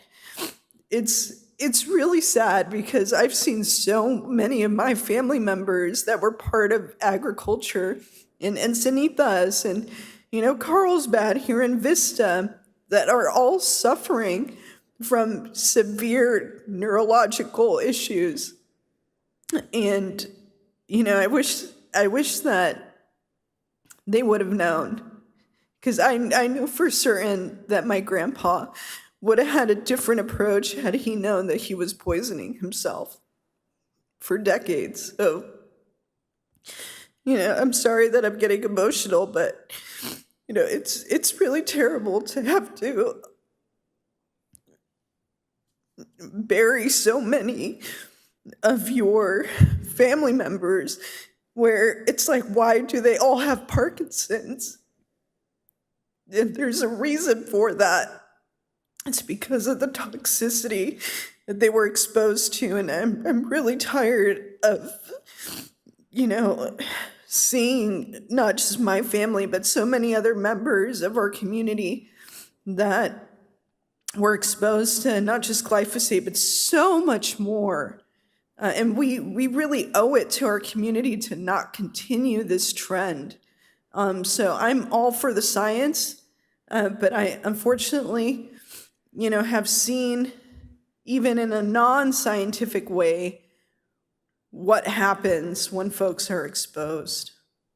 And, if we could save this generation that was in front of us and reduce the amount of toxins that are in their environment, and it costs us $500,000 to do that, I'm okay. If it costs us the need to see a few weeds, I'm okay. At the end of the day, weeds are biomass. We can actually utilize the weeds for, it's like green manure. So there's so many different techniques. We don't have to be so closed-minded about, what is right and what, is cost-effective.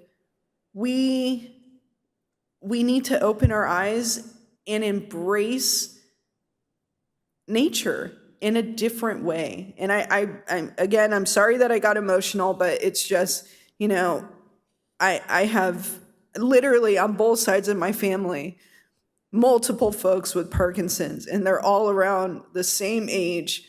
And I just know that they were exposed to so much. And I worry about myself. I grew up on that nursery too when they were spraying Roundup. We didn't know. We had no idea. But now we do know, and we can make the change that we need. This is a paradigm shift. And I just hate that it takes so many lives destroyed for us to get to this point. So I appreciate Councilmember Melendez for bringing this forward. I appreciate staff for putting together a starting point for our discussion on IPM. I appreciate the public for their passion and their insistence on government reflecting the needs of the community and doing policy that is actionable, that will make a real impact for generations. And I appreciate this council for moving in that direction of doing the right thing. And again, I just really look forward to having a whole conversation about landscaping and medians and all that, because that needs to happen too. So I second the motion. Thank you. I love you all. Thank you so much for coming. And I hope that you continue to come And when you're passionate about something, let us know, because there are champions on this council. We have different passions, different perspectives, and out of 5 people, you'll find someone that you connect with, if not more than one person, and we will find a way to make your wishes of building more community and connectivity, we will find a way to make that happen here in Vista. I can't speak for the other cities, but I know that this body really cares about Vista, and we'll find a way. We'll find the money. We will direct staff in the proper way. We have an incredible staff. They will do the work, and we will make it happen. And sometimes it takes some time, but we're at a good point right now. And that's all I have to say. Thank you. Okay, seeing no other requests to speak, we have a motion and a second. Please cast your votes.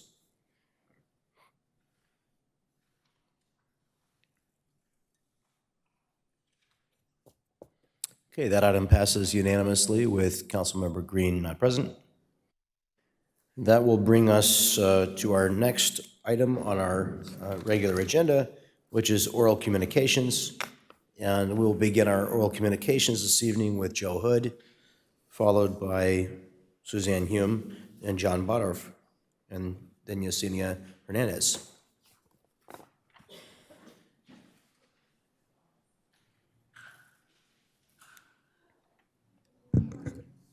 Wow, thank you. Thank you for listening. I also want to thank the council for passing regulations to stop single-use plastics some time back. Last week, Oceanside directed staff to prepare a similar law to that here in Vista. Oceanside was influenced in part by the fine example that you set.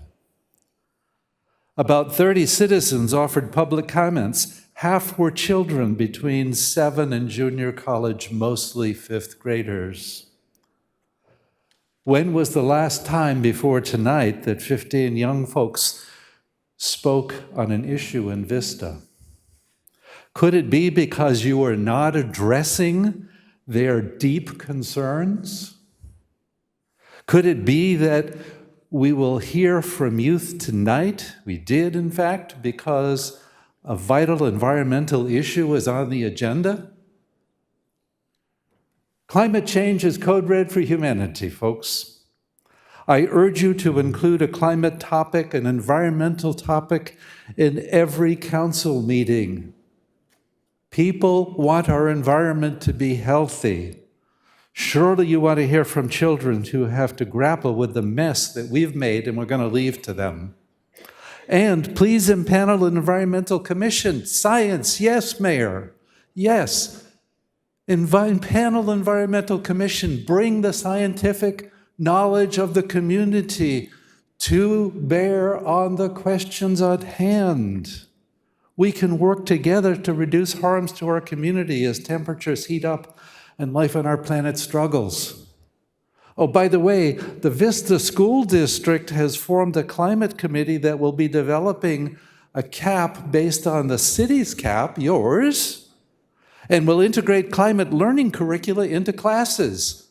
I say yay, a huge thank you to Superintendent of Schools Doyle, the school board, the faculty, and administrators for acting on students' request for knowledge and action.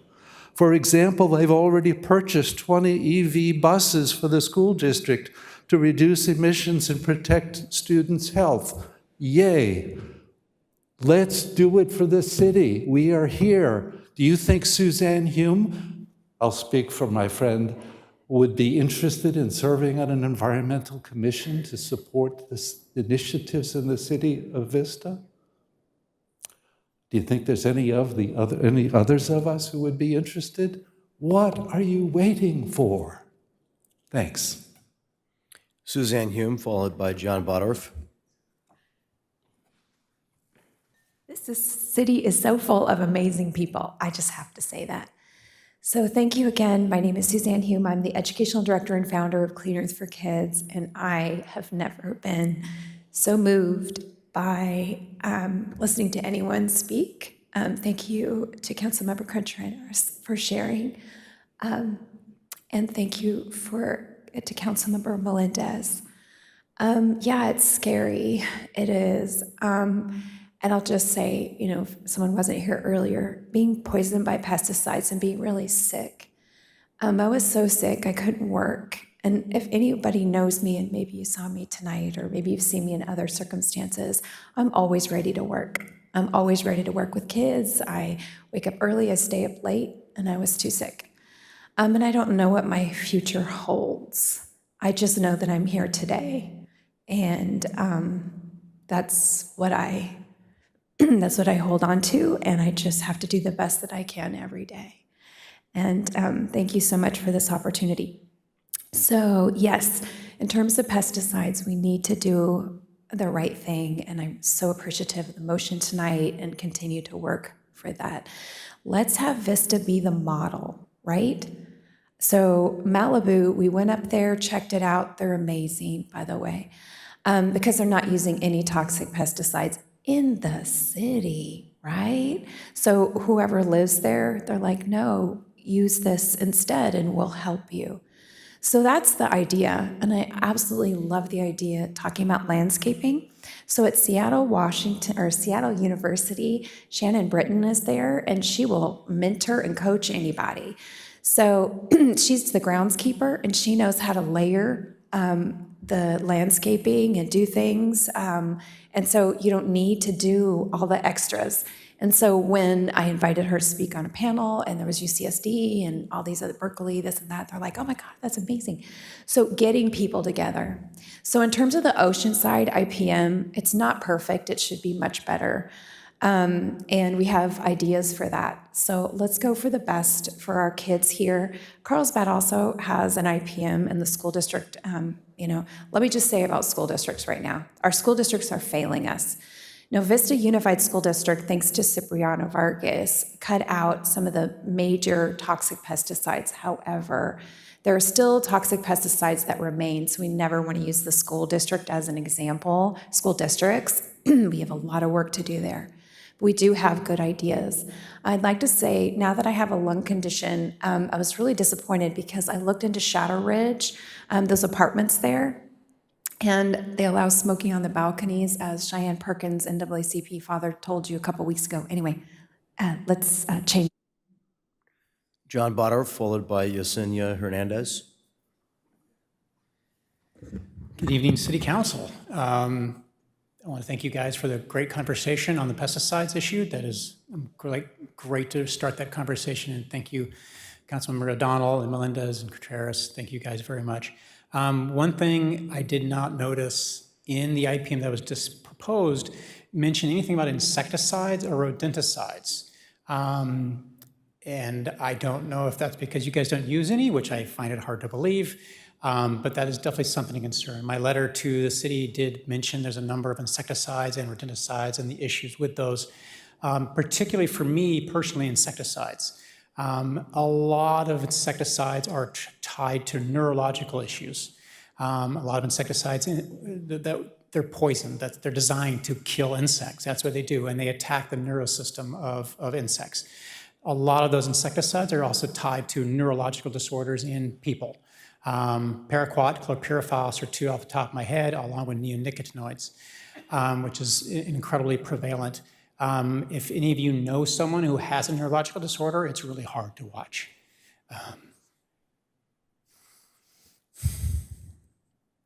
I'm not be able to finish that sentence, but I watched my mother.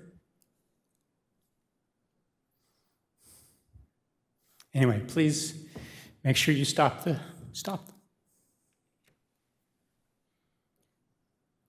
Yesenia Hernandez? She's gone? Okay. All right. Do we have any other public comment? Okay. That's going to bring us to our consent agenda this evening. We have 3 items on the consent agenda.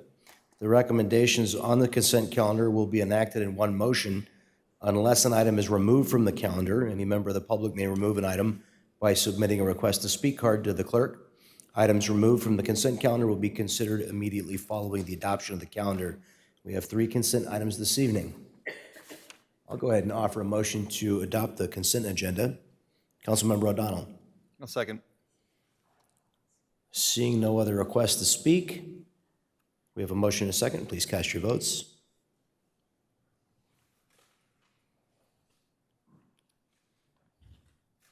And that passes unanimously with Councilmember Green not present.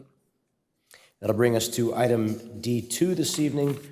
Our next item, the engineer's reports for fiscal year 2023-2024, the levy of assessments and fiscal status update.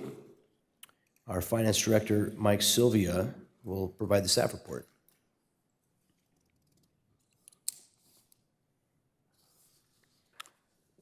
Thank you, Mayor and Council. Good evening.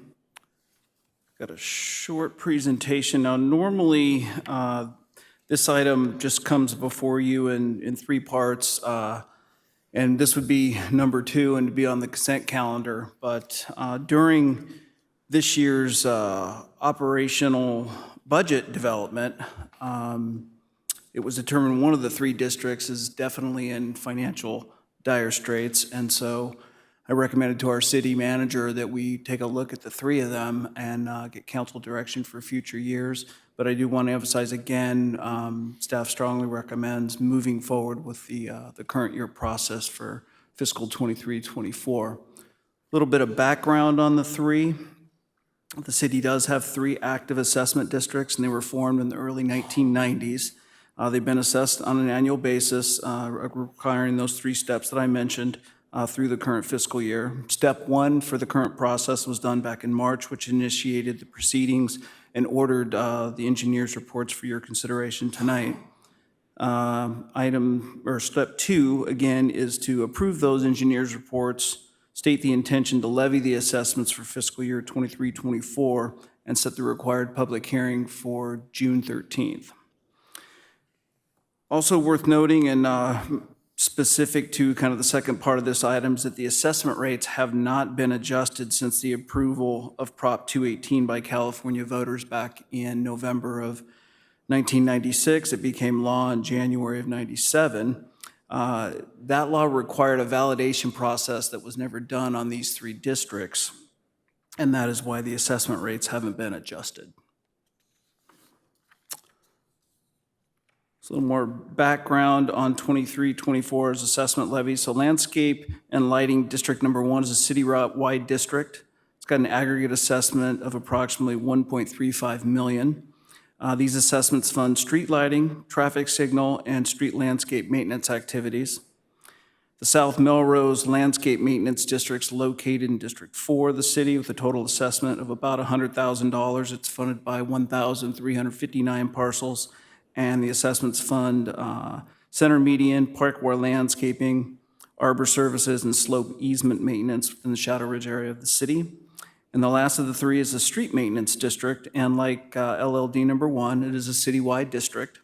Total levy of about $322,000 in assessments, and it provides funding for street sweeping and slurry sealings of the streets.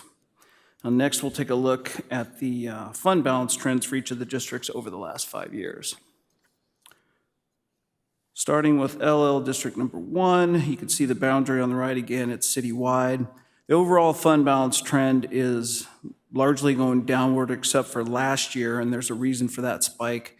There were 3 separate contributions authorized by council for additional street lighting. Twice with excess cannabis and once with year-end fund balance. Currently, just as a point of reference, the city owns streetlights by district. District 1 has 582 streetlights.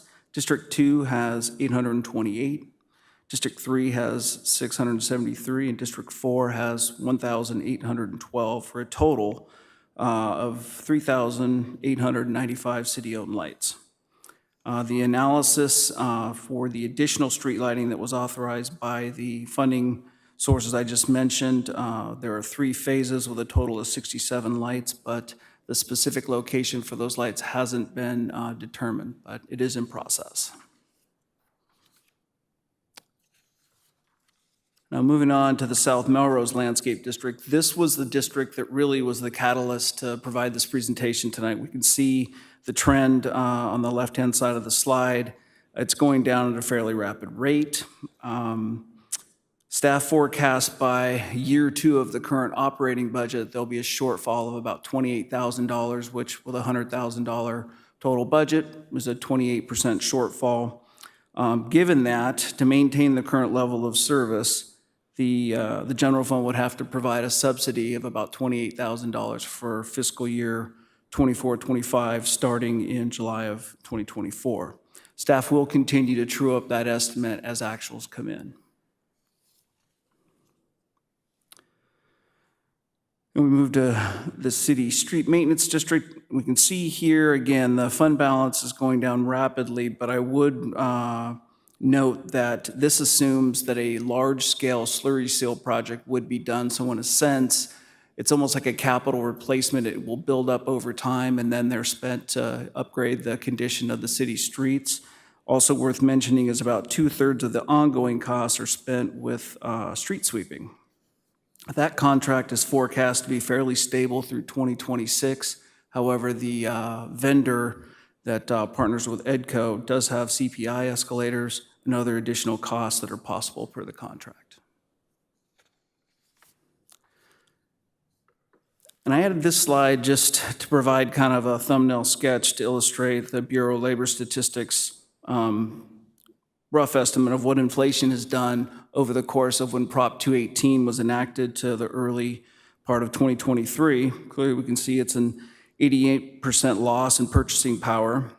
However, during that same period, a more direct input cost is California minimum wage, which has changed by 265%, going from $4.25 an hour to $15.50. So other input costs such as water and electricity have also increased in a significant way due to droughts and wildfire mitigation costs, respectively. So what are the options to remedy these issues? The first one is an assessment engineering study and overlay assessment districts. The estimated cost for that would be conservatively about $200,000, and there would be no assurance that the affected property owners would vote for the increased assessments. The second option is increased general fund subsidies. Currently, the council-approved LLD number 1 subsidy is capped at $275,000 a year. The current estimate for the upcoming fiscal year 23-24 is that about $236,000 of that cap will need to be utilized to maintain the current level of service. Future years could require the full amount or more depending upon the O&M costs for the new street lighting that I referenced. Let's see, and I also, when talking to our public works staff, an interesting anecdote is just replacement streetlight poles from 2021 have gone from $2,500 a pole to about $7,000. And, you know, I asked, I said, well, is it a supply chain issue? And it's really not. That's the price now is what our staff's being told. So it's a challenge. Let's see, for the South Melrose District, again, we would need that $28,000 to maintain the service levels for fiscal year 24-25. Future years are likely to require a larger annual amount, and if we were to go out over a 5-year period, it could be $150,000 to $200,000, rough estimate. The street maintenance district is probably in a bit better position because of the stability of that street sweeping contract, as well as the potential for other funding sources for road maintenance, such as Transnet and gas tax. The last option is a reduction to level of services, which requires some hard choices in, you know, trimming how often landscaping is irrigated, possibly reducing if something's done on a monthly basis, going bi-monthly, that sort of thing. And so given this, staff has 2 recommendations. One is to approve the 3 city council resolutions associated with the item, which will approve the engineer's reports, declare the intent to levy assessments, and set the public hearing for June 13th. And the second one is to provide direction with one or more of these options previously described. And with that concludes my presentation, and I'm available for questions. Okay, and I don't see any public speakers in this item, so we'll start with Councilmember Melendez. Thank you so much, Mike, for your presentation and for briefing me on this item. I had a couple of questions. So it wasn't included in this presentation, and I believe I went over it with Mr. Conley, but I wanted to kind of bring some information into the discussion for the benefit of the public. So we're in a position now where we've advocated for new lighting, which many neighborhoods are hoping to see a benefit from. And at the same time, we're seeing a financial concern regarding the challenge to continue subsidizing within these assessment districts and basically keep the lights on, right?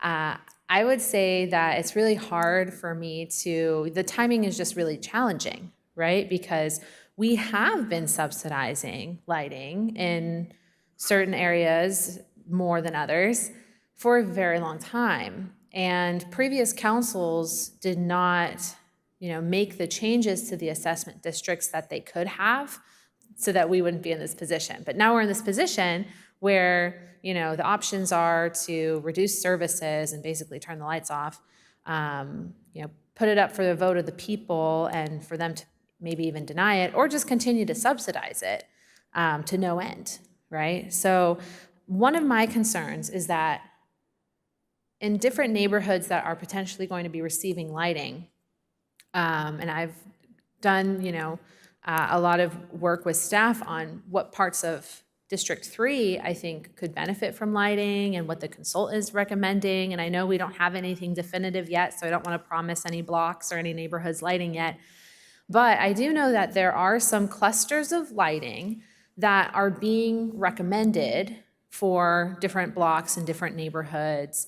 And kind of the next phase that we need to go into with our lighting study is to go to those neighborhoods and ensure, do you want this lighting, right? Not every neighborhood wants 10 new streetlights, right? Some do, and I'm really, excited to hopefully be able to provide some lighting for the neighborhoods that do. But some neighborhoods do not want to provide, do not want to receive new lights, and we want to know that before we put them in the ground, right?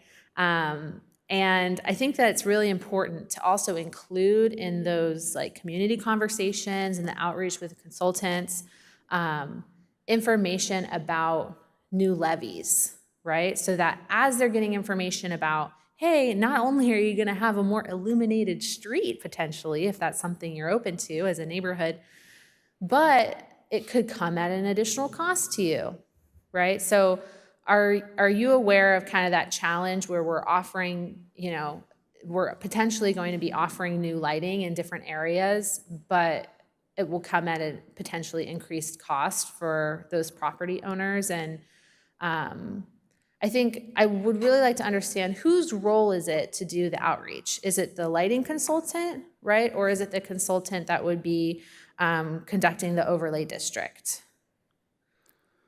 Well, if I'm hearing you correctly on the question, it sounds like could be concerns of light pollution in certain neighborhoods.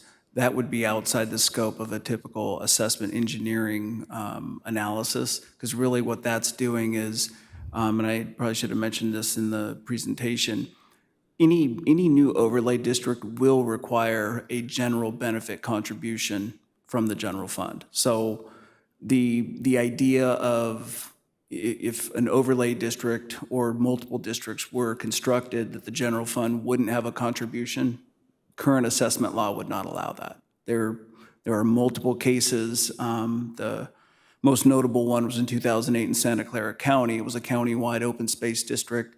The county formed it and said all of the benefit was special and therefore levied it on all of the property owners.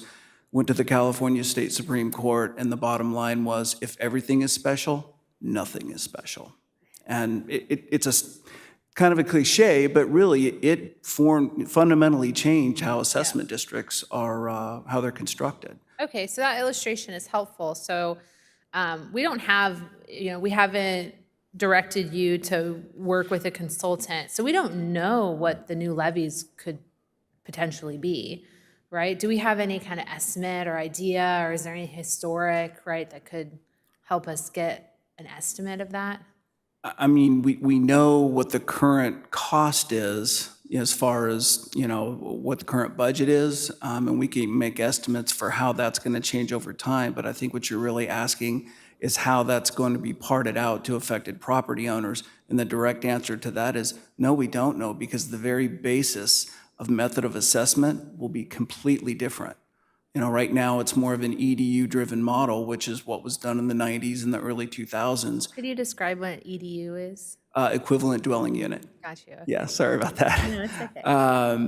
But whereas now it's more, it's a little less art and a little more science. In other words, how many linear feet does a parcel have in relation to the location of a street light on their street, and that sort of thing. If it were for park maintenance, it would be concentric circles from around where the park is. Right. And so it's much more science-based, and obviously with advancements in GIS is what is allowed. So if we proceed with, developing new overlay districts and new levies for, I'm definitely more focused on the streetlights, right? I know we have 3 districts, but for this particular exercise, right, and understanding,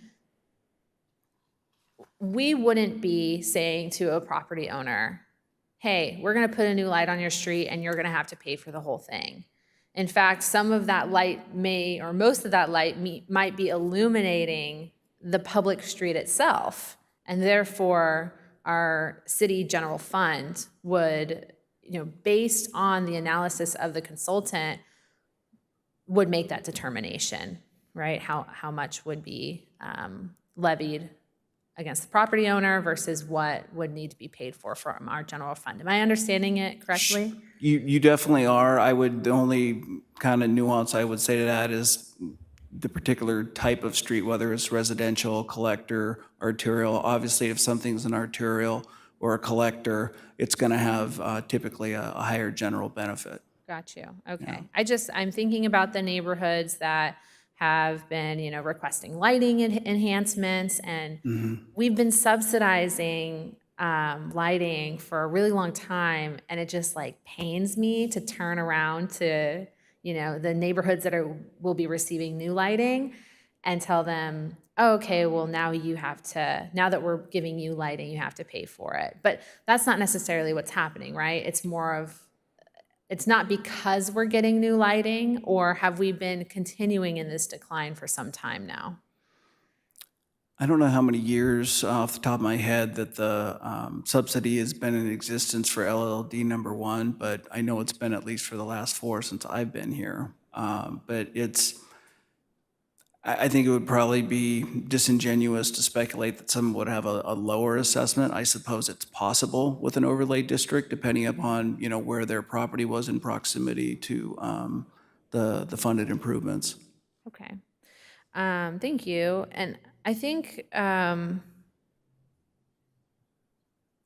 my other concern is that if we go to a new overlay district and we put it on the ballot, the voters could deny that assessment district and the levies, which would be their right. My concern would be reducing services, right? I think in general, we want to be able to provide the best quality services that we can. And then even within this conversation, I do kind of see a difference between landscaping and lighting. I think lights are much more important when it comes to safety.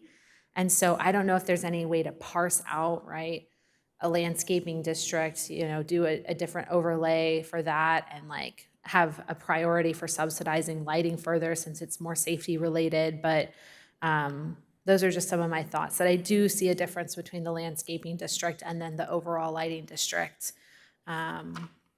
but thank you for bringing this before us so that we could have a discussion. And it sounds like you have something to add there. I do. You jogged my memory. It's worth noting for the public record that even if the current districts were re-engineered and the new ballot was not approved by the affected property owners, the existing levy would not be jeopardized. Okay, but that's good to know that there's something. All right, thank you. Deputy Mayor Contreras.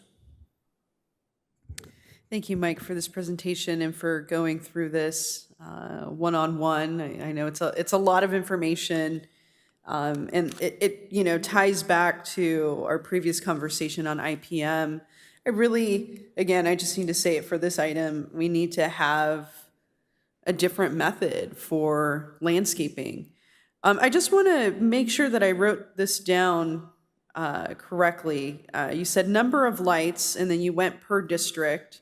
So District 1, we're at 581.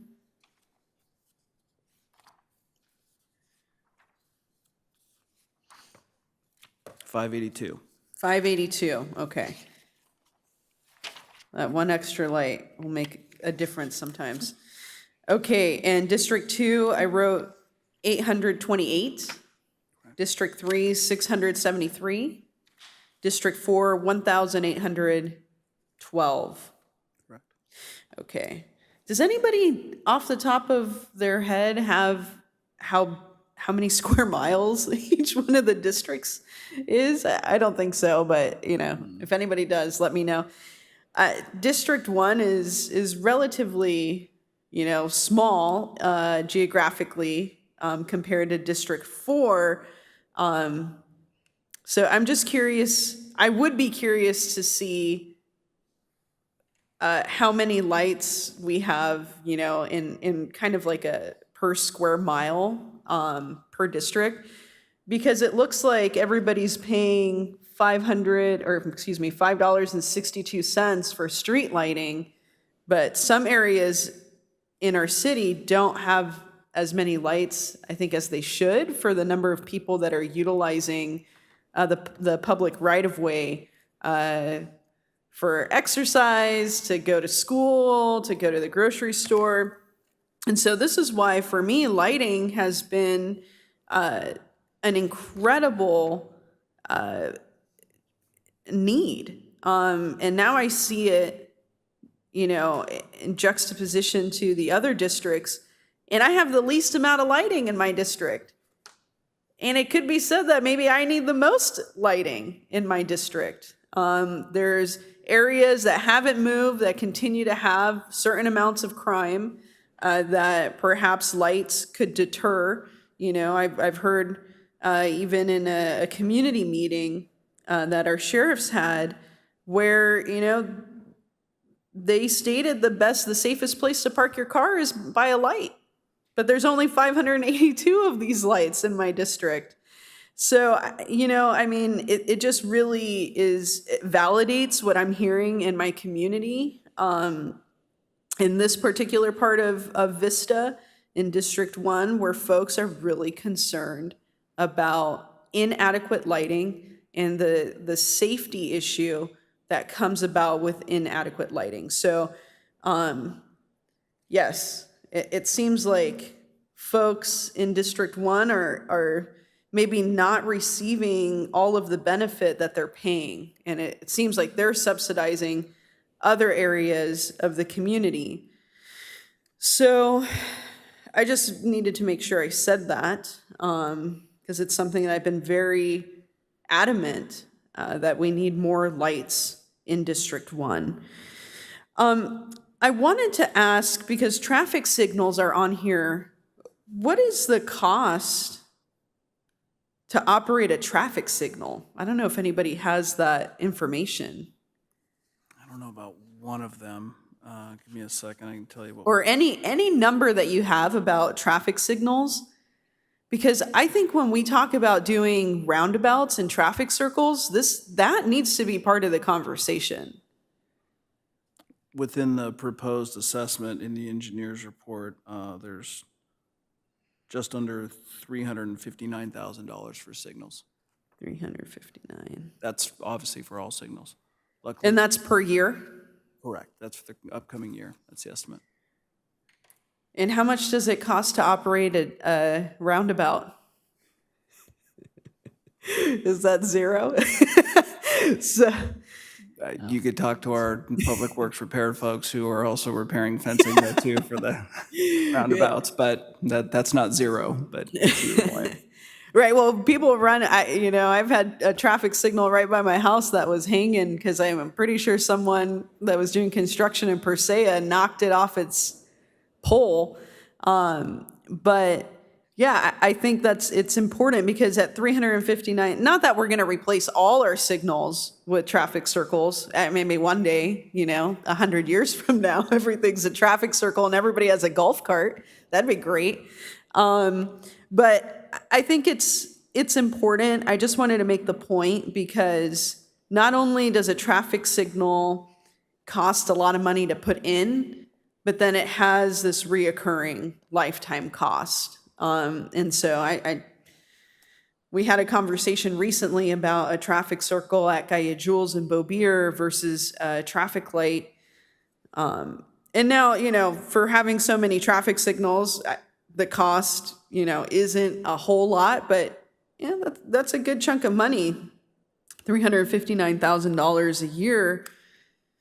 Is there something that we can do to upgrade our traffic lights so that they don't use as much energy? I don't know. But I think that I really appreciate you, Mike, bringing this forward because when I first was elected back in 2018, I was looking at some of this stuff with our previous city manager, and I had a lot of questions about it. And it's not until today that we're actually having a discussion. So I really appreciate you flagging this for the council.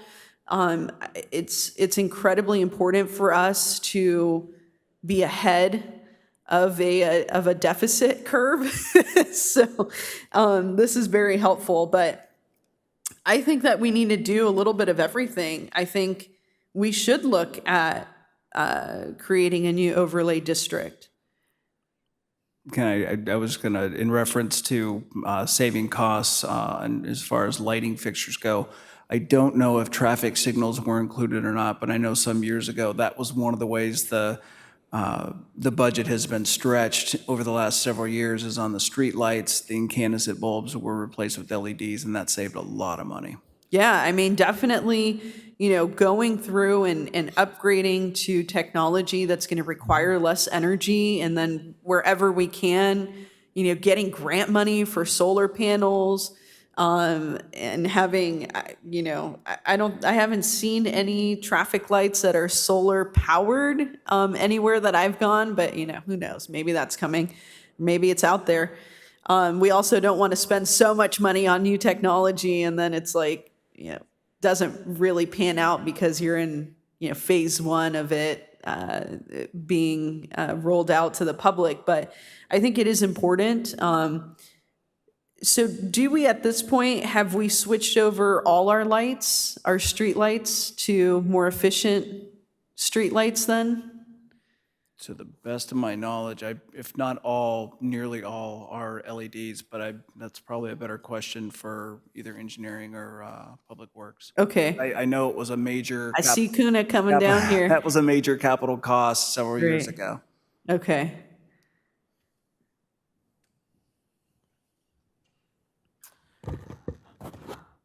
I can confirm that, all the street lights are LED, but as far as I know, for SDGE, they do not have a program, to upgrade all their lights, to SDG&E. But city lights, all LED. And SDG&E, they have a good amount of lights, right, in the city? Yes. Yeah, so It's about 600 lights, owned by SDG&E, and then also the city has got about, 3,600 lights. okay. And okay, I appreciate that. That just gives us a little bit more information to chew on. I think it is important that we push on SDG&E to do the right thing and upgrade their lights as well. So I'm gonna have to start pulling the check register off the consent and reading how much we spend on SDG&E bills like I used to do. Thank you, Kun. I really appreciate that. But yeah, anything that we can do to move SDG&E to do the right thing, I think they should have to pay for that. I mean, we had how many lights of theirs that weren't working? It was like 30, 35 or something like that at $7,500 each. I mean, had we not really been persistent as a council, and me and Councilmember Melendez in particular really pushing for more street lighting, we would have never even have found out that we had 30 something lights that weren't working. So we have to be more proactive as a city. Not everybody's going to use Access Vista. It's not in Spanish either, so I know that we're going to be remedying that, but it is important for us to transition to energy efficiency with all our lighting fixtures. So this is just, I'm going to have to chew on this for a little bit more and maybe bring it back in the future. But going back to what staff is looking for, some recommendations. I do think that we should work with consultants to review an overlay district and let the public know it's going to be their decision whether they want to do it or not. But I think we do have, from a fiscal standpoint, the responsibility to at least try. Deputy Mayor, it's worth mentioning again, too, when I had initial conversations with our existing assessment engineer, they flat said to have multiple community outreach meetings because it won't have a chance if that doesn't happen. Oh, yeah, definitely. And I think it's, the way that we can structure these community outreach for potentially a new overlay district is that we can talk about all the things we've been talking about today, right? The fact that, listen, there's some areas that need more lighting. There's some areas that need help with their landscaping, and maybe that landscaping that was put in, decades ago isn't consistent with best practices of landscaping now. It's a little retro. Maybe we can upgrade it with some California native plants that are drought tolerant. You can get a beautiful color palette for, very little water and very little maintenance. Like, go put some buckwheat, California buckwheat all over the place. You'll see pollinators that you've never seen before, because we don't just have honeybees, we actually have native bees, and they're incredibly diverse and beautiful. So folks, if you haven't seen one, plant some native plants in your yard if you have one, and even just putting like some mallows, some California buckwheat, even just those two plants together, you'll probably see a whole new array of diversity in your garden. And I think we can do that. I think that we can, go to the public and say, hey, we need to reduce costs on landscaping. I think across the board, that's a conversation that we need to have. But in reducing costs for landscaping, could we have something better than what we have? And I think the answer is yes. So anyways, I do think that we need to continue to subsidize from the general fund, but I also think that we need to reduce the level of service and expenditures. So that way the subsidy is sustainable, it's smaller, until we figure out how to overhaul our entire process, right? Redoing the landscaping, possibly getting another overlay district. And you said that for this overlay district, we would be able to have CPI elevators in it? Absolutely. Okay. That's the only way you design those things. Right. We could see on the, BLS slide that I put in there, not putting an escalator in there is yeah, it's detrimental. That's yeah. right. So So anyways, I think it's a little bit of everything on these three options. That's where I stand. I would love to hear what the rest of my colleagues have to say. Thanks again, though. And I just wanted to chime in on one thing, because you talked about the number of lights in each of the different parts of the city. The current design of Landscape and Lighting District Number 1, which is the sole assessment district for assessing property charges under the assessment district for lights, is actually assigned differently to every property in the city of Vista according to its benefit from the lighting. We actually, before I was elected to council about 10 years ago, there was a great Turco investigation. You remember Turco? The Turco files? Somebody would call and say, there was a guy who called and said, I don't have any streets on my light, and I don't have any lights on my street, and I'm paying into this lighting district. And he said, it's a travesty. And Turco came up and he came to the city and said, yeah, what are you charging this guy for lights for? He's got no lights on his street. The reality is, we include the cost of lighting our arterial roadways. And so every household derives some benefit from the arterial roadway lighting, and that's included in the Landscape and Lighting District Number 1.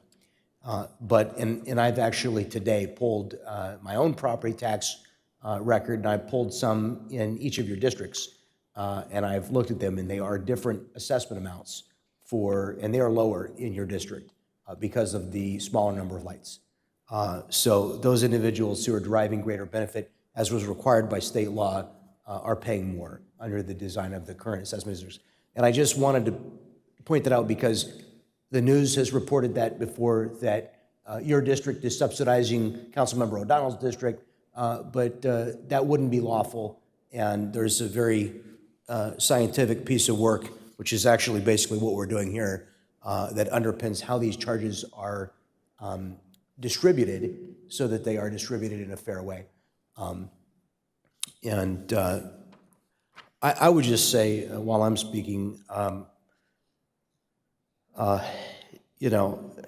this is a difficult subject because, anytime we're raising costs for people, that's a problem that we really want to take seriously. But I am strongly committed to making sure our city is beautiful.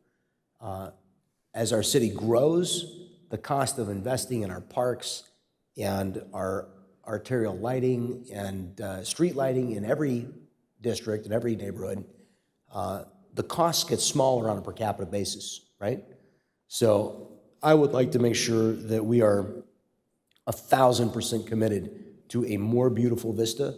That is like a super high priority for me. I want to make sure that the city looks great. Property values are on the way up. People that live here feel really good about it. I told the city manager, not jokingly, I love those pink flowers on the shrubs, and that's paid for. And the assessment is assist the people that live closest to it. I for one am not in a hurry to tear out all of the landscaping and flowers and other things that bring some beauty into our lives. And when we take a look at the cost to maintain those things for a large number of people, we can afford them, and we should be able to have a few nice things in our city that makes our city beautiful. So I'm begging you to please consider placing a great importance on maintaining the beauty of our city, because that's super important. Councilmember O'Donnell. Thank you. So I do have a quick question, and I don't know if anybody up here has the answer because we're all relatively new. Even a decade is probably newer. When's the last time this came before the council?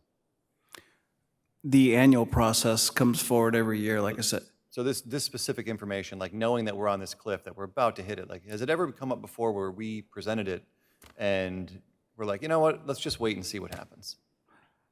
Not in my 10 years. Yeah, and I've been here it's not, that was why, when I had the discussion with the city manager, I said, we've got a little bit of runway here, let's have the conversation and see what council would like to do, because I didn't want to come to you a year from now, especially with South Melrose, and go, oh yeah, by the way, ladies and gentlemen, we will be, in a hole financially in that district in 60 days. It would be doing a disservice to the 5 of you as well as the constituents. And then you had mentioned $28,000 is what we would need to put in for fiscal year 2024, or is that this year for? That would be for year 2 of the, current operating budgets being put together, so it'd actually be for fiscal year 24-25, year All right. 2, yeah. And then you said it can get up to, for the landscape district, $150,000 to $200,000. That was a rough estimate of what a 5-year obligation for South Melrose might look like, and that was pretty much off the cuff, going, okay, if we're around 30,000 right now, current rates of inflation, what would that look like? So basically take 150 divided by 5 or 200 divided by 5. It's a ballpark. It's a lot more than 28,000 though, right? Yeah. And I for the street lighting, I also, I do agree that there's a huge discrepancy. I think one of the largest things is District 4 is a massive swath of land, a little less dense, and I know there's a lot of planned communities, but I agree with my colleagues. We need to do more about street lighting, and I want to just make sure we have the funding to supply lighting to our communities so they don't have the lights turned off, and so they can have all the same amenities that we all get to enjoy in District 4 and other areas of the city that they might not have. I know we asked about this. I don't even know if it's possible to get, but do we have a GIS map of lighting that we're responsible for versus county lighting or SDG&E or whatever it might be, so we can see specifically what these overlays are consisting of? Or is that even possible to get? I know it's really Yes, we detailed. have that. It's Yeah. on our GIS system as we speak. Is there any way that the council can get a hold of that, just so we Sure. can? That'd be great. To the mayor's point, it is always, it's a challenging discussion anytime you want to either raise fee, however you want to coin the term, raise fees, whatever it might be.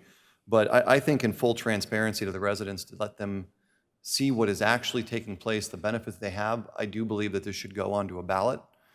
So I would be in favor of option 1, to work with a consultant and to put it on the ballot. I don't know what the rest of the council, if their pleasure would be to do the same, but that would be my desire, and if they should vote it down, I agree. We need to have a very strong campaign to actually inform the people of what they are receiving through these assessments. Because I think that if we can have a number tied to it, which you can correct me if I'm wrong, I think you said that right now we can't really get an accurate number because the model in which they use is different from what was used in the 90s, correct?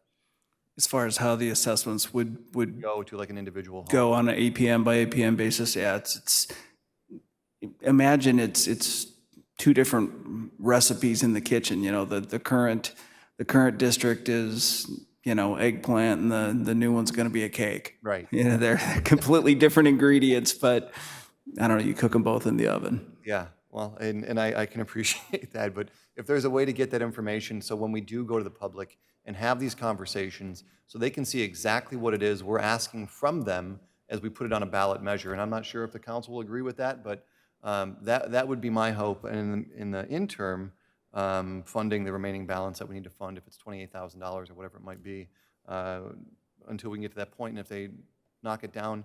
I don't know what reduced services look like. I agree that I don't want to see our city get less beautiful. At the same time, I want to make sure that the assessments are accurate and equitable across the city. So that would be my preference. So I'd like to make the motion. Do we need a motion right now, right? So I'd like to make the motion to move forward with the city consultants in the overlay district and put it on the ballot. Can I also get a motion for approving the 3 resolutions for the current year's item? So moved. Make it real easy. So we clear on that one? Yeah. All right. That's all I have. I just also want to say thank you again for the presentation. All the hard work on this. You have managed to make something that seems somewhat complicated very understandable and palatable. So I appreciate that very much. I will second the motion, and I want to underscore and second your comments about making sure that we are able to use this as an opportunity to increase the opportunity for lighting in all corners of the city, particularly those that are now underserved. And I understand you mentioned that we could potentially pursue some grant money. We have $1 million in new lights on the way now, but potentially there's some grant money for new lighting, and then we could use, if it's approved, this assessment district to fund the operation of those lights. Yeah, so the money that we set aside for lighting to put in new lighting, when that consultant study comes back and we determine the cost of putting in all the new lighting that's proposed, there most likely will be some remaining funds left, and we could apply that toward helping fund the districts until we can get a positive vote. Would we be allowed to use any of the proceeds from a special district assessment for capital infrastructure, like the actual lights and installation themselves? Or is this something we need to check? The 72 Act, off the top of my head, I believe is specific to operations and maintenance, but no city attorney's disagreeing. We can't use it. Okay, cannot use it for capital infrastructure. Right. Okay, that's definitely something we want to consider. But then as we add streetlights, we would design it in such a way, if we were to add streetlights to District 1, that we would be able to equitably distribute assessments based on additions so that we could pay for operations. Mayor, you read my mind. I was going to make that point that, yeah, it should be almost like a living document. You know, Right. when there's new facilities added, that changes the spread, if you will, of the overlay district's budget, and there would be new improvements that would provide special benefit to affected property owners. And how much of our City of Vista Street Maintenance District pays for our slurry seal overlay?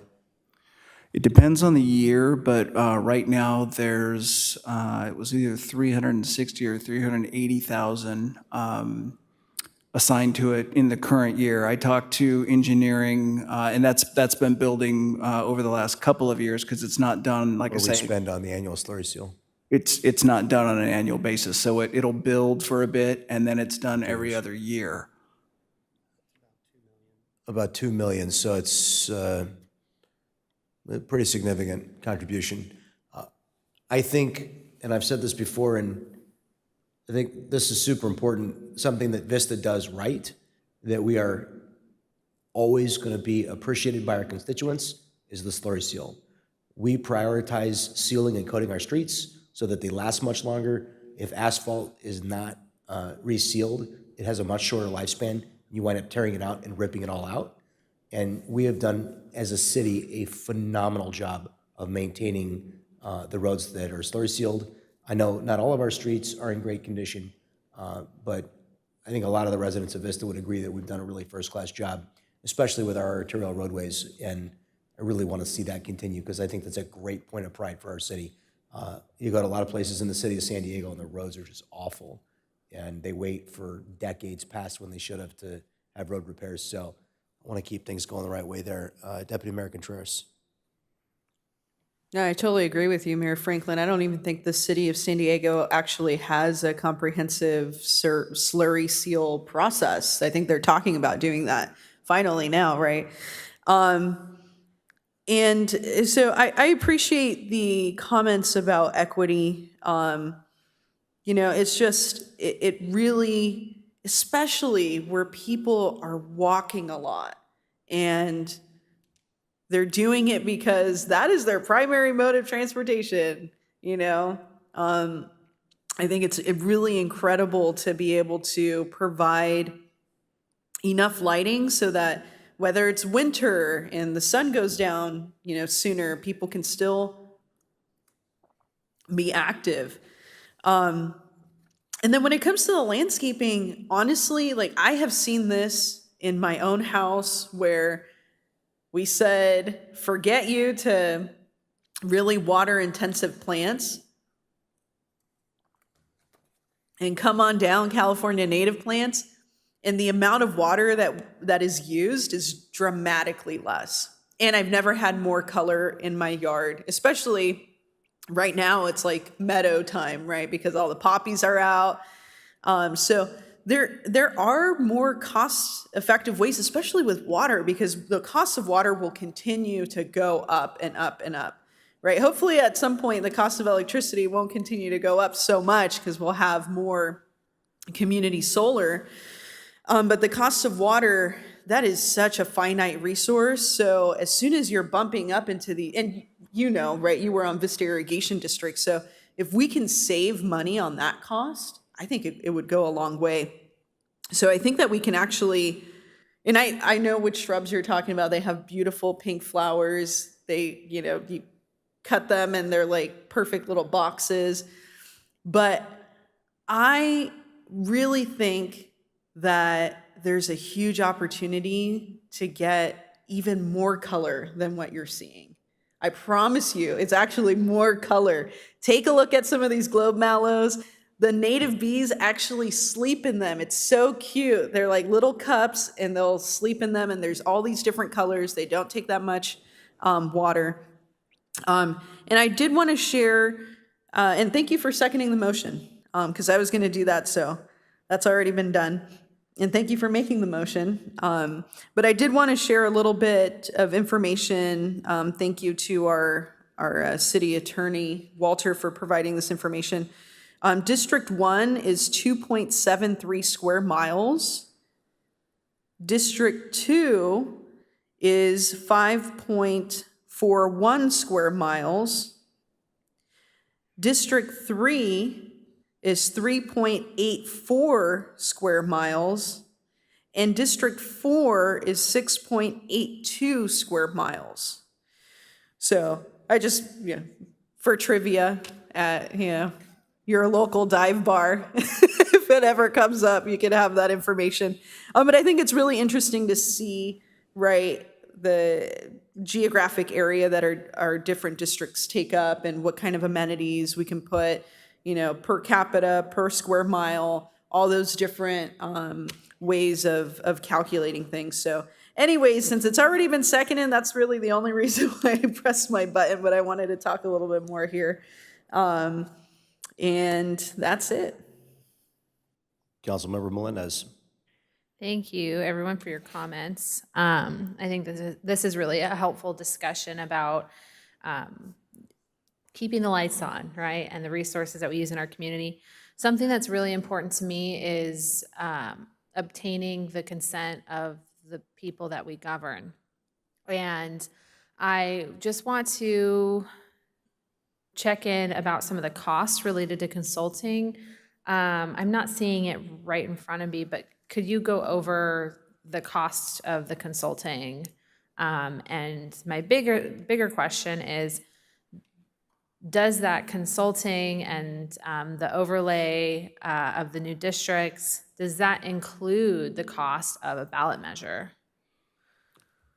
So the cost I got from our existing consultant was about $185. I'm speculating that the community meetings might be another $15. It might be more, but the other things that I'm hearing from council is the consideration of fundamentally changing the landscaping, with a goal to save money in that specific component of the existing district as well as a potential overlay district. That could be an extra component. And I can't speculate on what that cost would be, but certainly I can see the wisdom council's getting at to focus the resources more towards the lighting. Wonderful. And I would just make sure for the public record, I state that I'm supportive of transitioning, right? Not ripping everything out immediately, but transitioning to more drought-tolerant native species of plants in the public right-of-ways. But I'm sorry, could you clarify what the cost of a ballot initiative would be? So $185 with an additional $15,000 would be for the consulting services themselves, and then for the ballot initiative. So the 15 is a complete guess on my part. It might be more, it might be less. Obviously, it will depend on how many meetings council would like to have. And I'm going off of memory here on a piece of paper I saw earlier today once. One component was $85,000 and one component was $100,000. I think the assessment engineering was the 85 and the ballots were 100, but I may have them reversed. Obviously, with two citywide districts, the postage for mailing out what would effectively be 44,000 ballots. Now, if they were sent out at the same time, there could be some potential cost savings if we consolidated mailings. I'd have to check with our consultants on that. Okay, and I just know that a ballot measure is going to have a cost. And when we talk about, charging more for something, we've kind of had this conversation before as a council. It would be the voters deciding, what they want to do. And my big concern is that the voters, and the value of the consent of the governed is not just for them to write off on whatever it is that we do. It's so that they can be empowered and know all the information, all the consequences of their decision. And I would be very supportive of spending the time and money necessary to do the outreach, really put in a distinct outreach effort so that this ballot initiative is successful, because it really does come down to what the voters decide. So that's my only kind of reservation here, is that, before us tonight, we really don't have a true picture of what it's going to cost for this ballot initiative to be successful. Because, I understand we want to keep the lights on. We want to continue to keep Vista beautiful. My major concern is that the public won't be engaged in the process. They'll vote down new levies, and then what do we do? And that's a real concern of mine. And I don't know if we have any data of surrounding cities that have had similar issues, maybe the likelihood of something like this passing, so we can have some reassurance. But those are my caveats. I don't need to belabor the point, but thank you. What you bring up a really good point as far as, because you use the term voters, and it's worth specifying that nuance. The qualified electors for assessment districts are not registered voters. They are property owners. And it would be 45,000 households? The number of parcels in the city is around 21 or 22,000. Okay, I thought I heard you say 45,000. I was doubling it because we have 2 citywide districts. Got you, okay. Right, and those individuals may not even be registered voters, but They would may be not reside in the qualified to city. vote. They could own property here, Gotcha. but they may not reside in the city. Okay, wonderful. Thank you. Deputy Mayor Contreras. You know what, I just wanted to clarify, when do we anticipate that people would be voting? Property owners would be voting? I'm not sure I understand your Yeah, question. so how long is the process for outreach, and then does it like follow the next election? Or do we just send it out as like a special ballot? I'm not clear on that process. I understand what you're asking now. So specific to the minimum amount of time required for Proposition 218, you have to have 45 days between the mailing of the ballots and your public hearing and ballot tabulation. That's the minimum amount of time. But that's getting to that point where you know how big the ballots are going to be, because the ballots are weighted by financial obligation. It's not, one ballot is the same citywide. Getting to that point is really the X factor, and would depend on how many community outreach meetings are done, how much analysis is done on the front end as far as redesigning what potentially landscaping looks like, as well as method of assessment for making sure, as we talked about earlier, to ensure that as additional street lighting facilities are put in, that is captured, and that sort of thing. So, I mean, all in sum, it would probably be several months, and the timing is important, because you wouldn't want to hang your hat on the ballot and have it done right at, say, May or June, because if it failed, you'd want to go back to the existing districts and still have time to complete that process, so that the next year you could at least capture the levy of assessments for the existing districts. There's a lot of considerations with timing. Okay. Well, I'll leave that up to the experts, you and the consultant, because I have no idea. So I just wanted to clarify that. And I want to say one thing, that because we do, I think, have really good roads, and people that use cars, bikes, skateboards, they all need to use the roads too. So it's really important that we have them slurry sealed.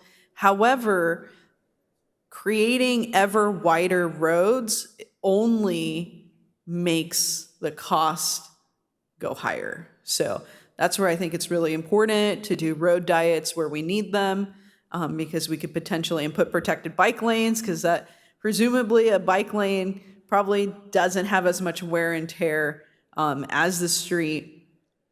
Who knows, though, these e-bikes are getting pretty heavy. So, but so I just wanted to put a plug for ensuring that we don't continue to widen our roads so much because it doesn't help congestion on traffic, and it only costs us a lot more. And, we're in a situation where we've sprawled out a lot and we haven't had smart development, and it costs us money to do that.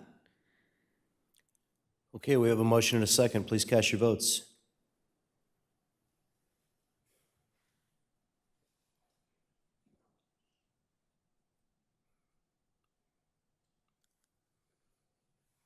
Motion is approved with Councilmember Green absent. That'll bring us to item number 3, our final item regarding the Palomar Airport Advisory Committee appointment. Councilmember Melendez asked for this item to be on the agenda, so I'll ask her to introduce it. Thank you. I'm going to pull it open here. So I wanted to just advocate for our city to have a representative on the Palomar Airport Advisory Committee.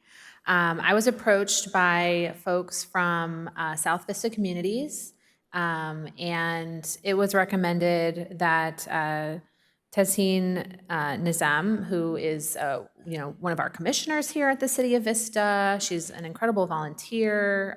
She's very respected in the community.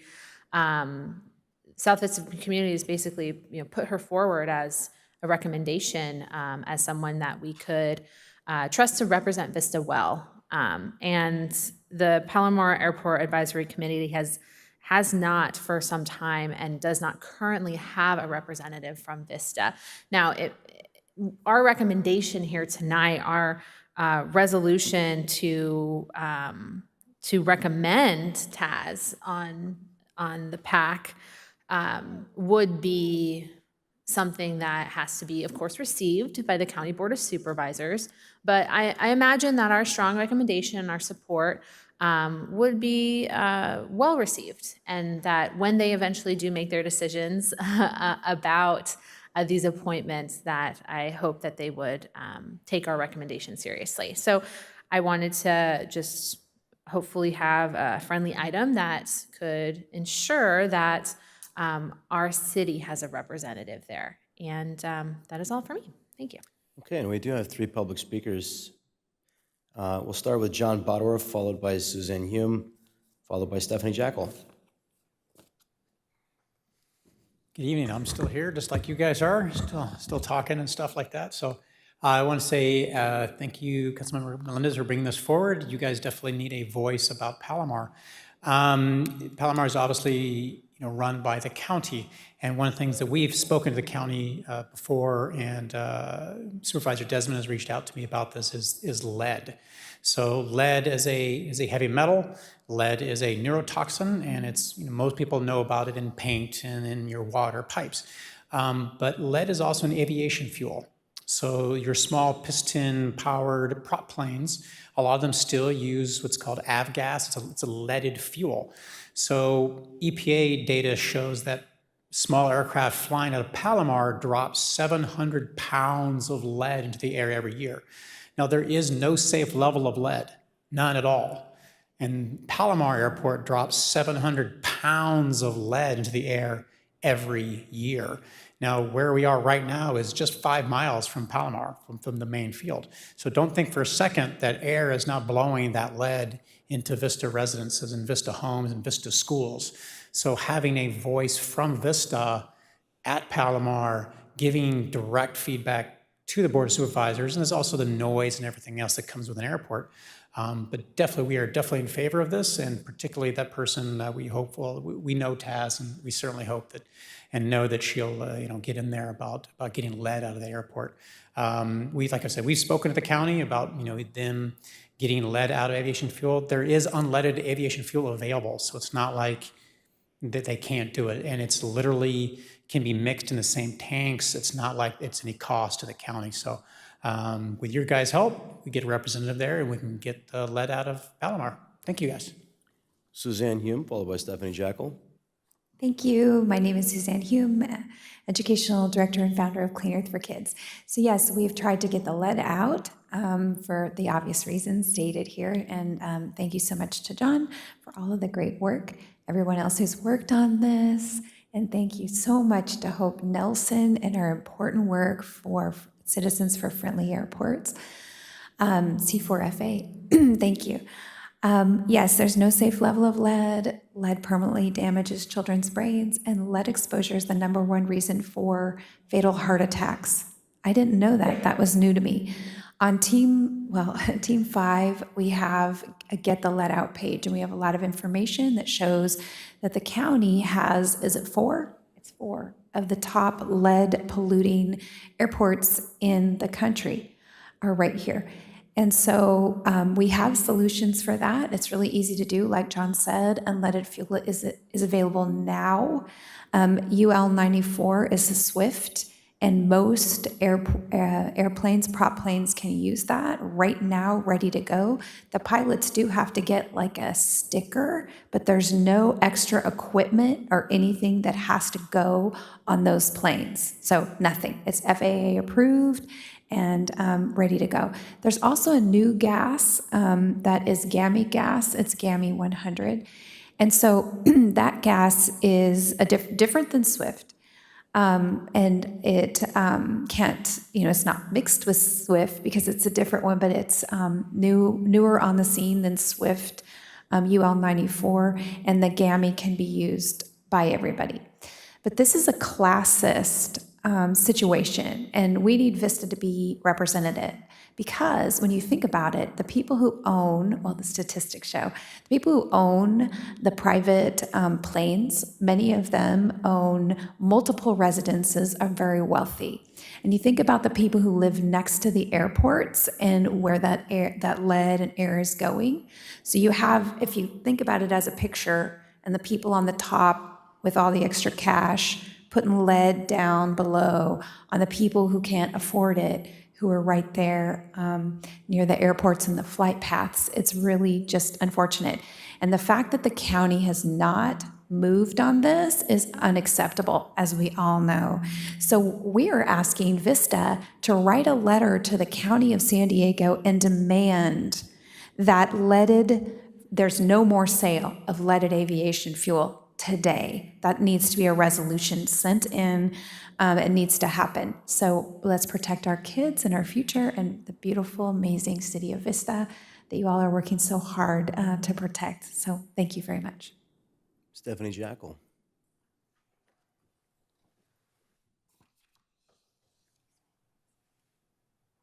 Good evening.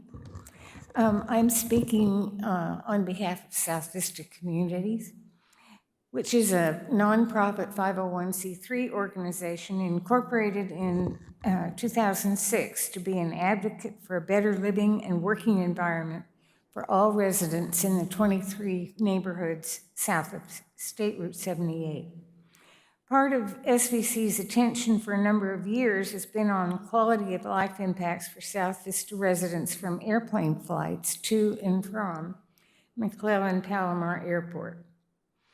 Palomar Airport Advisory Committee was established in 1993 to review and make recommendations on issues pertaining to land use, development, and airport operations, including noise control, and to provide an open forum between the residents and the county on airport matters.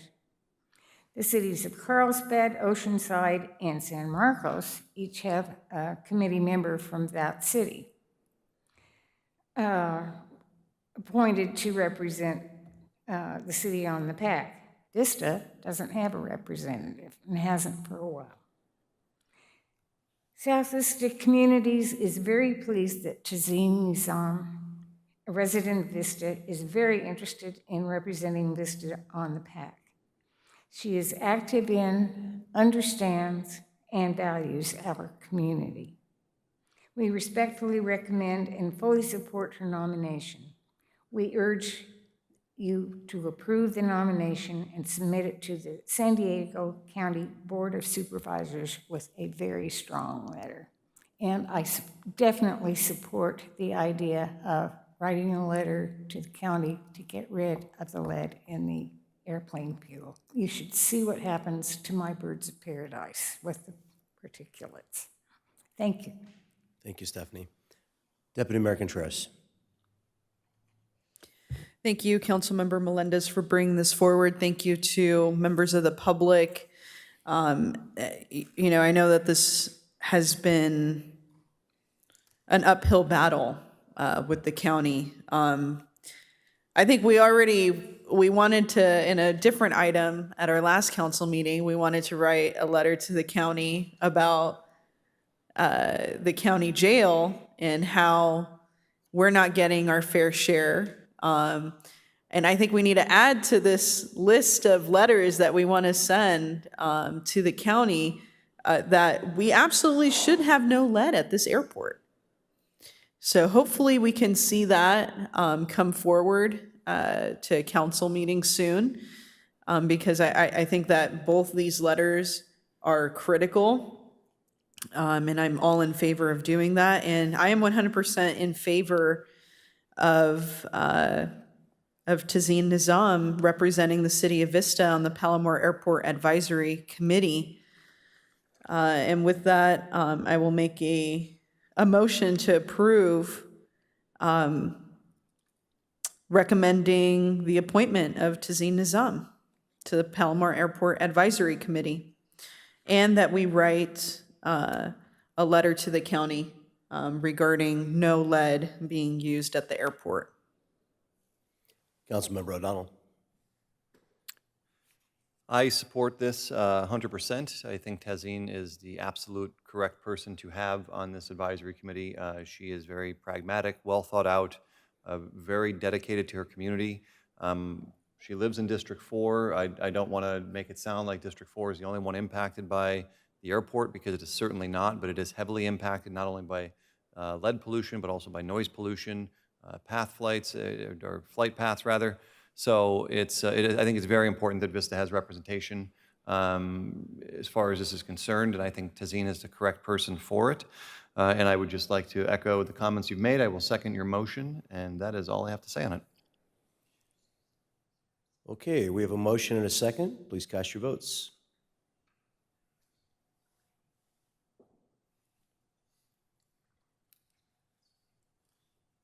That item is approved unanimously with Councilmember Green not present. And that'll bring us to, do we have any more oral communications? No. Okay, that'll bring us to comments. How about our Deputy City Clerk? Our City Clerk? City Attorney? City Manager? I always have something. The Vista Sheriff Station next Coffee with the Community event is scheduled for Thursday, May 18th from 7:30 a.m. to 9:30 a.m. at Sabora Vita Cafe and Deli, located at 735 Shadow Ridge Drive. The coffee is free at these events.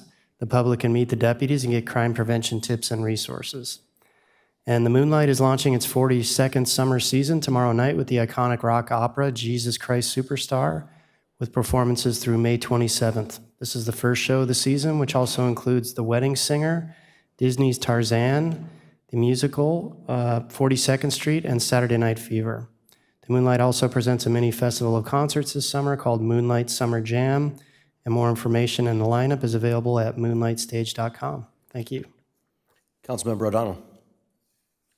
Great minds think alike. I was going to mention Coffee with the Deputies as well. If you have not been to Sabor Avita, they are a fully vegan cafe, but they make some phenomenal coffee, some great smoothies, as well as some other food as well. So definitely encourage you to check it out. Come meet the deputies, but also support a local business. The owners there have invested a lot of time and money into that location, and they are very kind people. So hope to see everybody out there. I will also be there, so if you want to come meet me as a little added bonus, you are welcome to do so. We have talked a lot about lights. Can we please get that one fixed, because it is driving me nuts. All I see it is flashing off of my metal on my binder, so I'd really appreciate that. Friday at 11:30 a.m., I am going to meet at Skybound Cafe over off of Melrose. We're going to be discussing the Burlington Coat, the old Burlington Coat factory. So please come out and join me if you have any comments on that location and space. Give you more updates when you're there. I made a post the other day about the July 4th celebration that will not be happening. I think it'd be beneficial for the city to actually have a very short presentation here, just kind of explaining why, if we can. A lot of community members did not know about it, and some were understanding, some were less so. So I think just to have a little discussion about that would be beneficial. We talk about native plants. There is a young lady named Emma Alexander who had reached out to me, and I know that I have already sent this information over to our city manager, but she would like to raise funds to plant native poppy seeds all over she wanted to do it along the 78, but for safety reasons, we are trying to find areas here in Vista to let her do it. So if anybody would like to contribute to her, I'm not going to ask you to send any donations, but when the time comes, make sure you can help out a good cause. And then other than that, well, I'll say two things. I know I always thank my wife, but I especially want to thank her. 3 weeks ago today, she gave birth to our son, which is our first child. To watch someone go through that, I have a whole new appreciation for all women, but just anybody who has gone through that and the love you have for your children. But she is my true hero and champion, so I just want to thank her for allowing me to still do this and be away from my home. And then finally, all of you who came here tonight, spoke tonight, all of those who have stayed, I really appreciate you being here, the great dialogue with this council and our community. And that's it. Have a great night. We're getting out of here a little bit earlier than we normally do. Councilmember Melendez. Awesome. Love that. Congrats, Dan. Let's get you home to your baby. Not too much more for me. I just want to say this Friday, Sandag has another meeting, and I encourage you to chime in, to share your thoughts. Highlights here will be the final 2024 program budget, and then continuing the regional plan workshop. I made sure during the last workshop to reference how important the 78 is to not just the city of Vista, but our North County region, and try to pull more information out of Sandag staff about what our requirements are to the state. And then I also made a request that these workshops are not just isolated down in San Diego, but that we could have workshops closer to home. And the CEO did confirm that that's something that they could do. So I look forward to working with Sandag staff to potentially have an in-house workshop on the regional plan, because I think the more eyes on it, the better. Again, it's all about the consent of the governed, and you're the boss. So let's make sure that we have an awesome regional plan that fits the community's needs. Also, go see Jesus Christ Superstar. It's going to be an amazing show. I'm really excited, and kicking off the Moonlight season is just really awesome. So I hope everybody enjoys their night and have a good day. Bye. Deputy Mayor Contreras. Yeah, before I was a council member, I had never been to the Moonlight to see a show, and so it's incredible, and I'm really excited for this season. So please, if you can, check it out. It's an incredible venue and just like world class on everything. It's just incredible. I hope everybody has a really good night. Thank you all for coming. We had really good conversation today. We had some good action. We had some good starting points and things that we want to continue to work on, but really a lot of this work is and it should be a reflection of what we're hearing in the community. So please continue to reach out to all of us here on the council. We want to hear directly from the community. What are your questions, your needs, your wants, and we can have those types of discussions in public. It's the right thing to do, and I think we've been doing a great job having these dynamic conversations. So I really just want to thank everybody on staff. I want to thank everybody up here. Thank you all so much, and I look forward to the next council meeting. Have a good night. Thank you. And we'd like to invite the public to join us at the groundbreaking for the Santa Fe Senior Village on Monday, May 15th at 10 a.m. at 414 North Santa Fe Avenue. This new development will provide 54 fully furnished studio and one-bedroom apartment homes for seniors age 62 and over who are unhoused or at risk of becoming unhoused. 2 of the homes are being set aside for unhoused senior veterans. This project is estimated to open in September of 2024.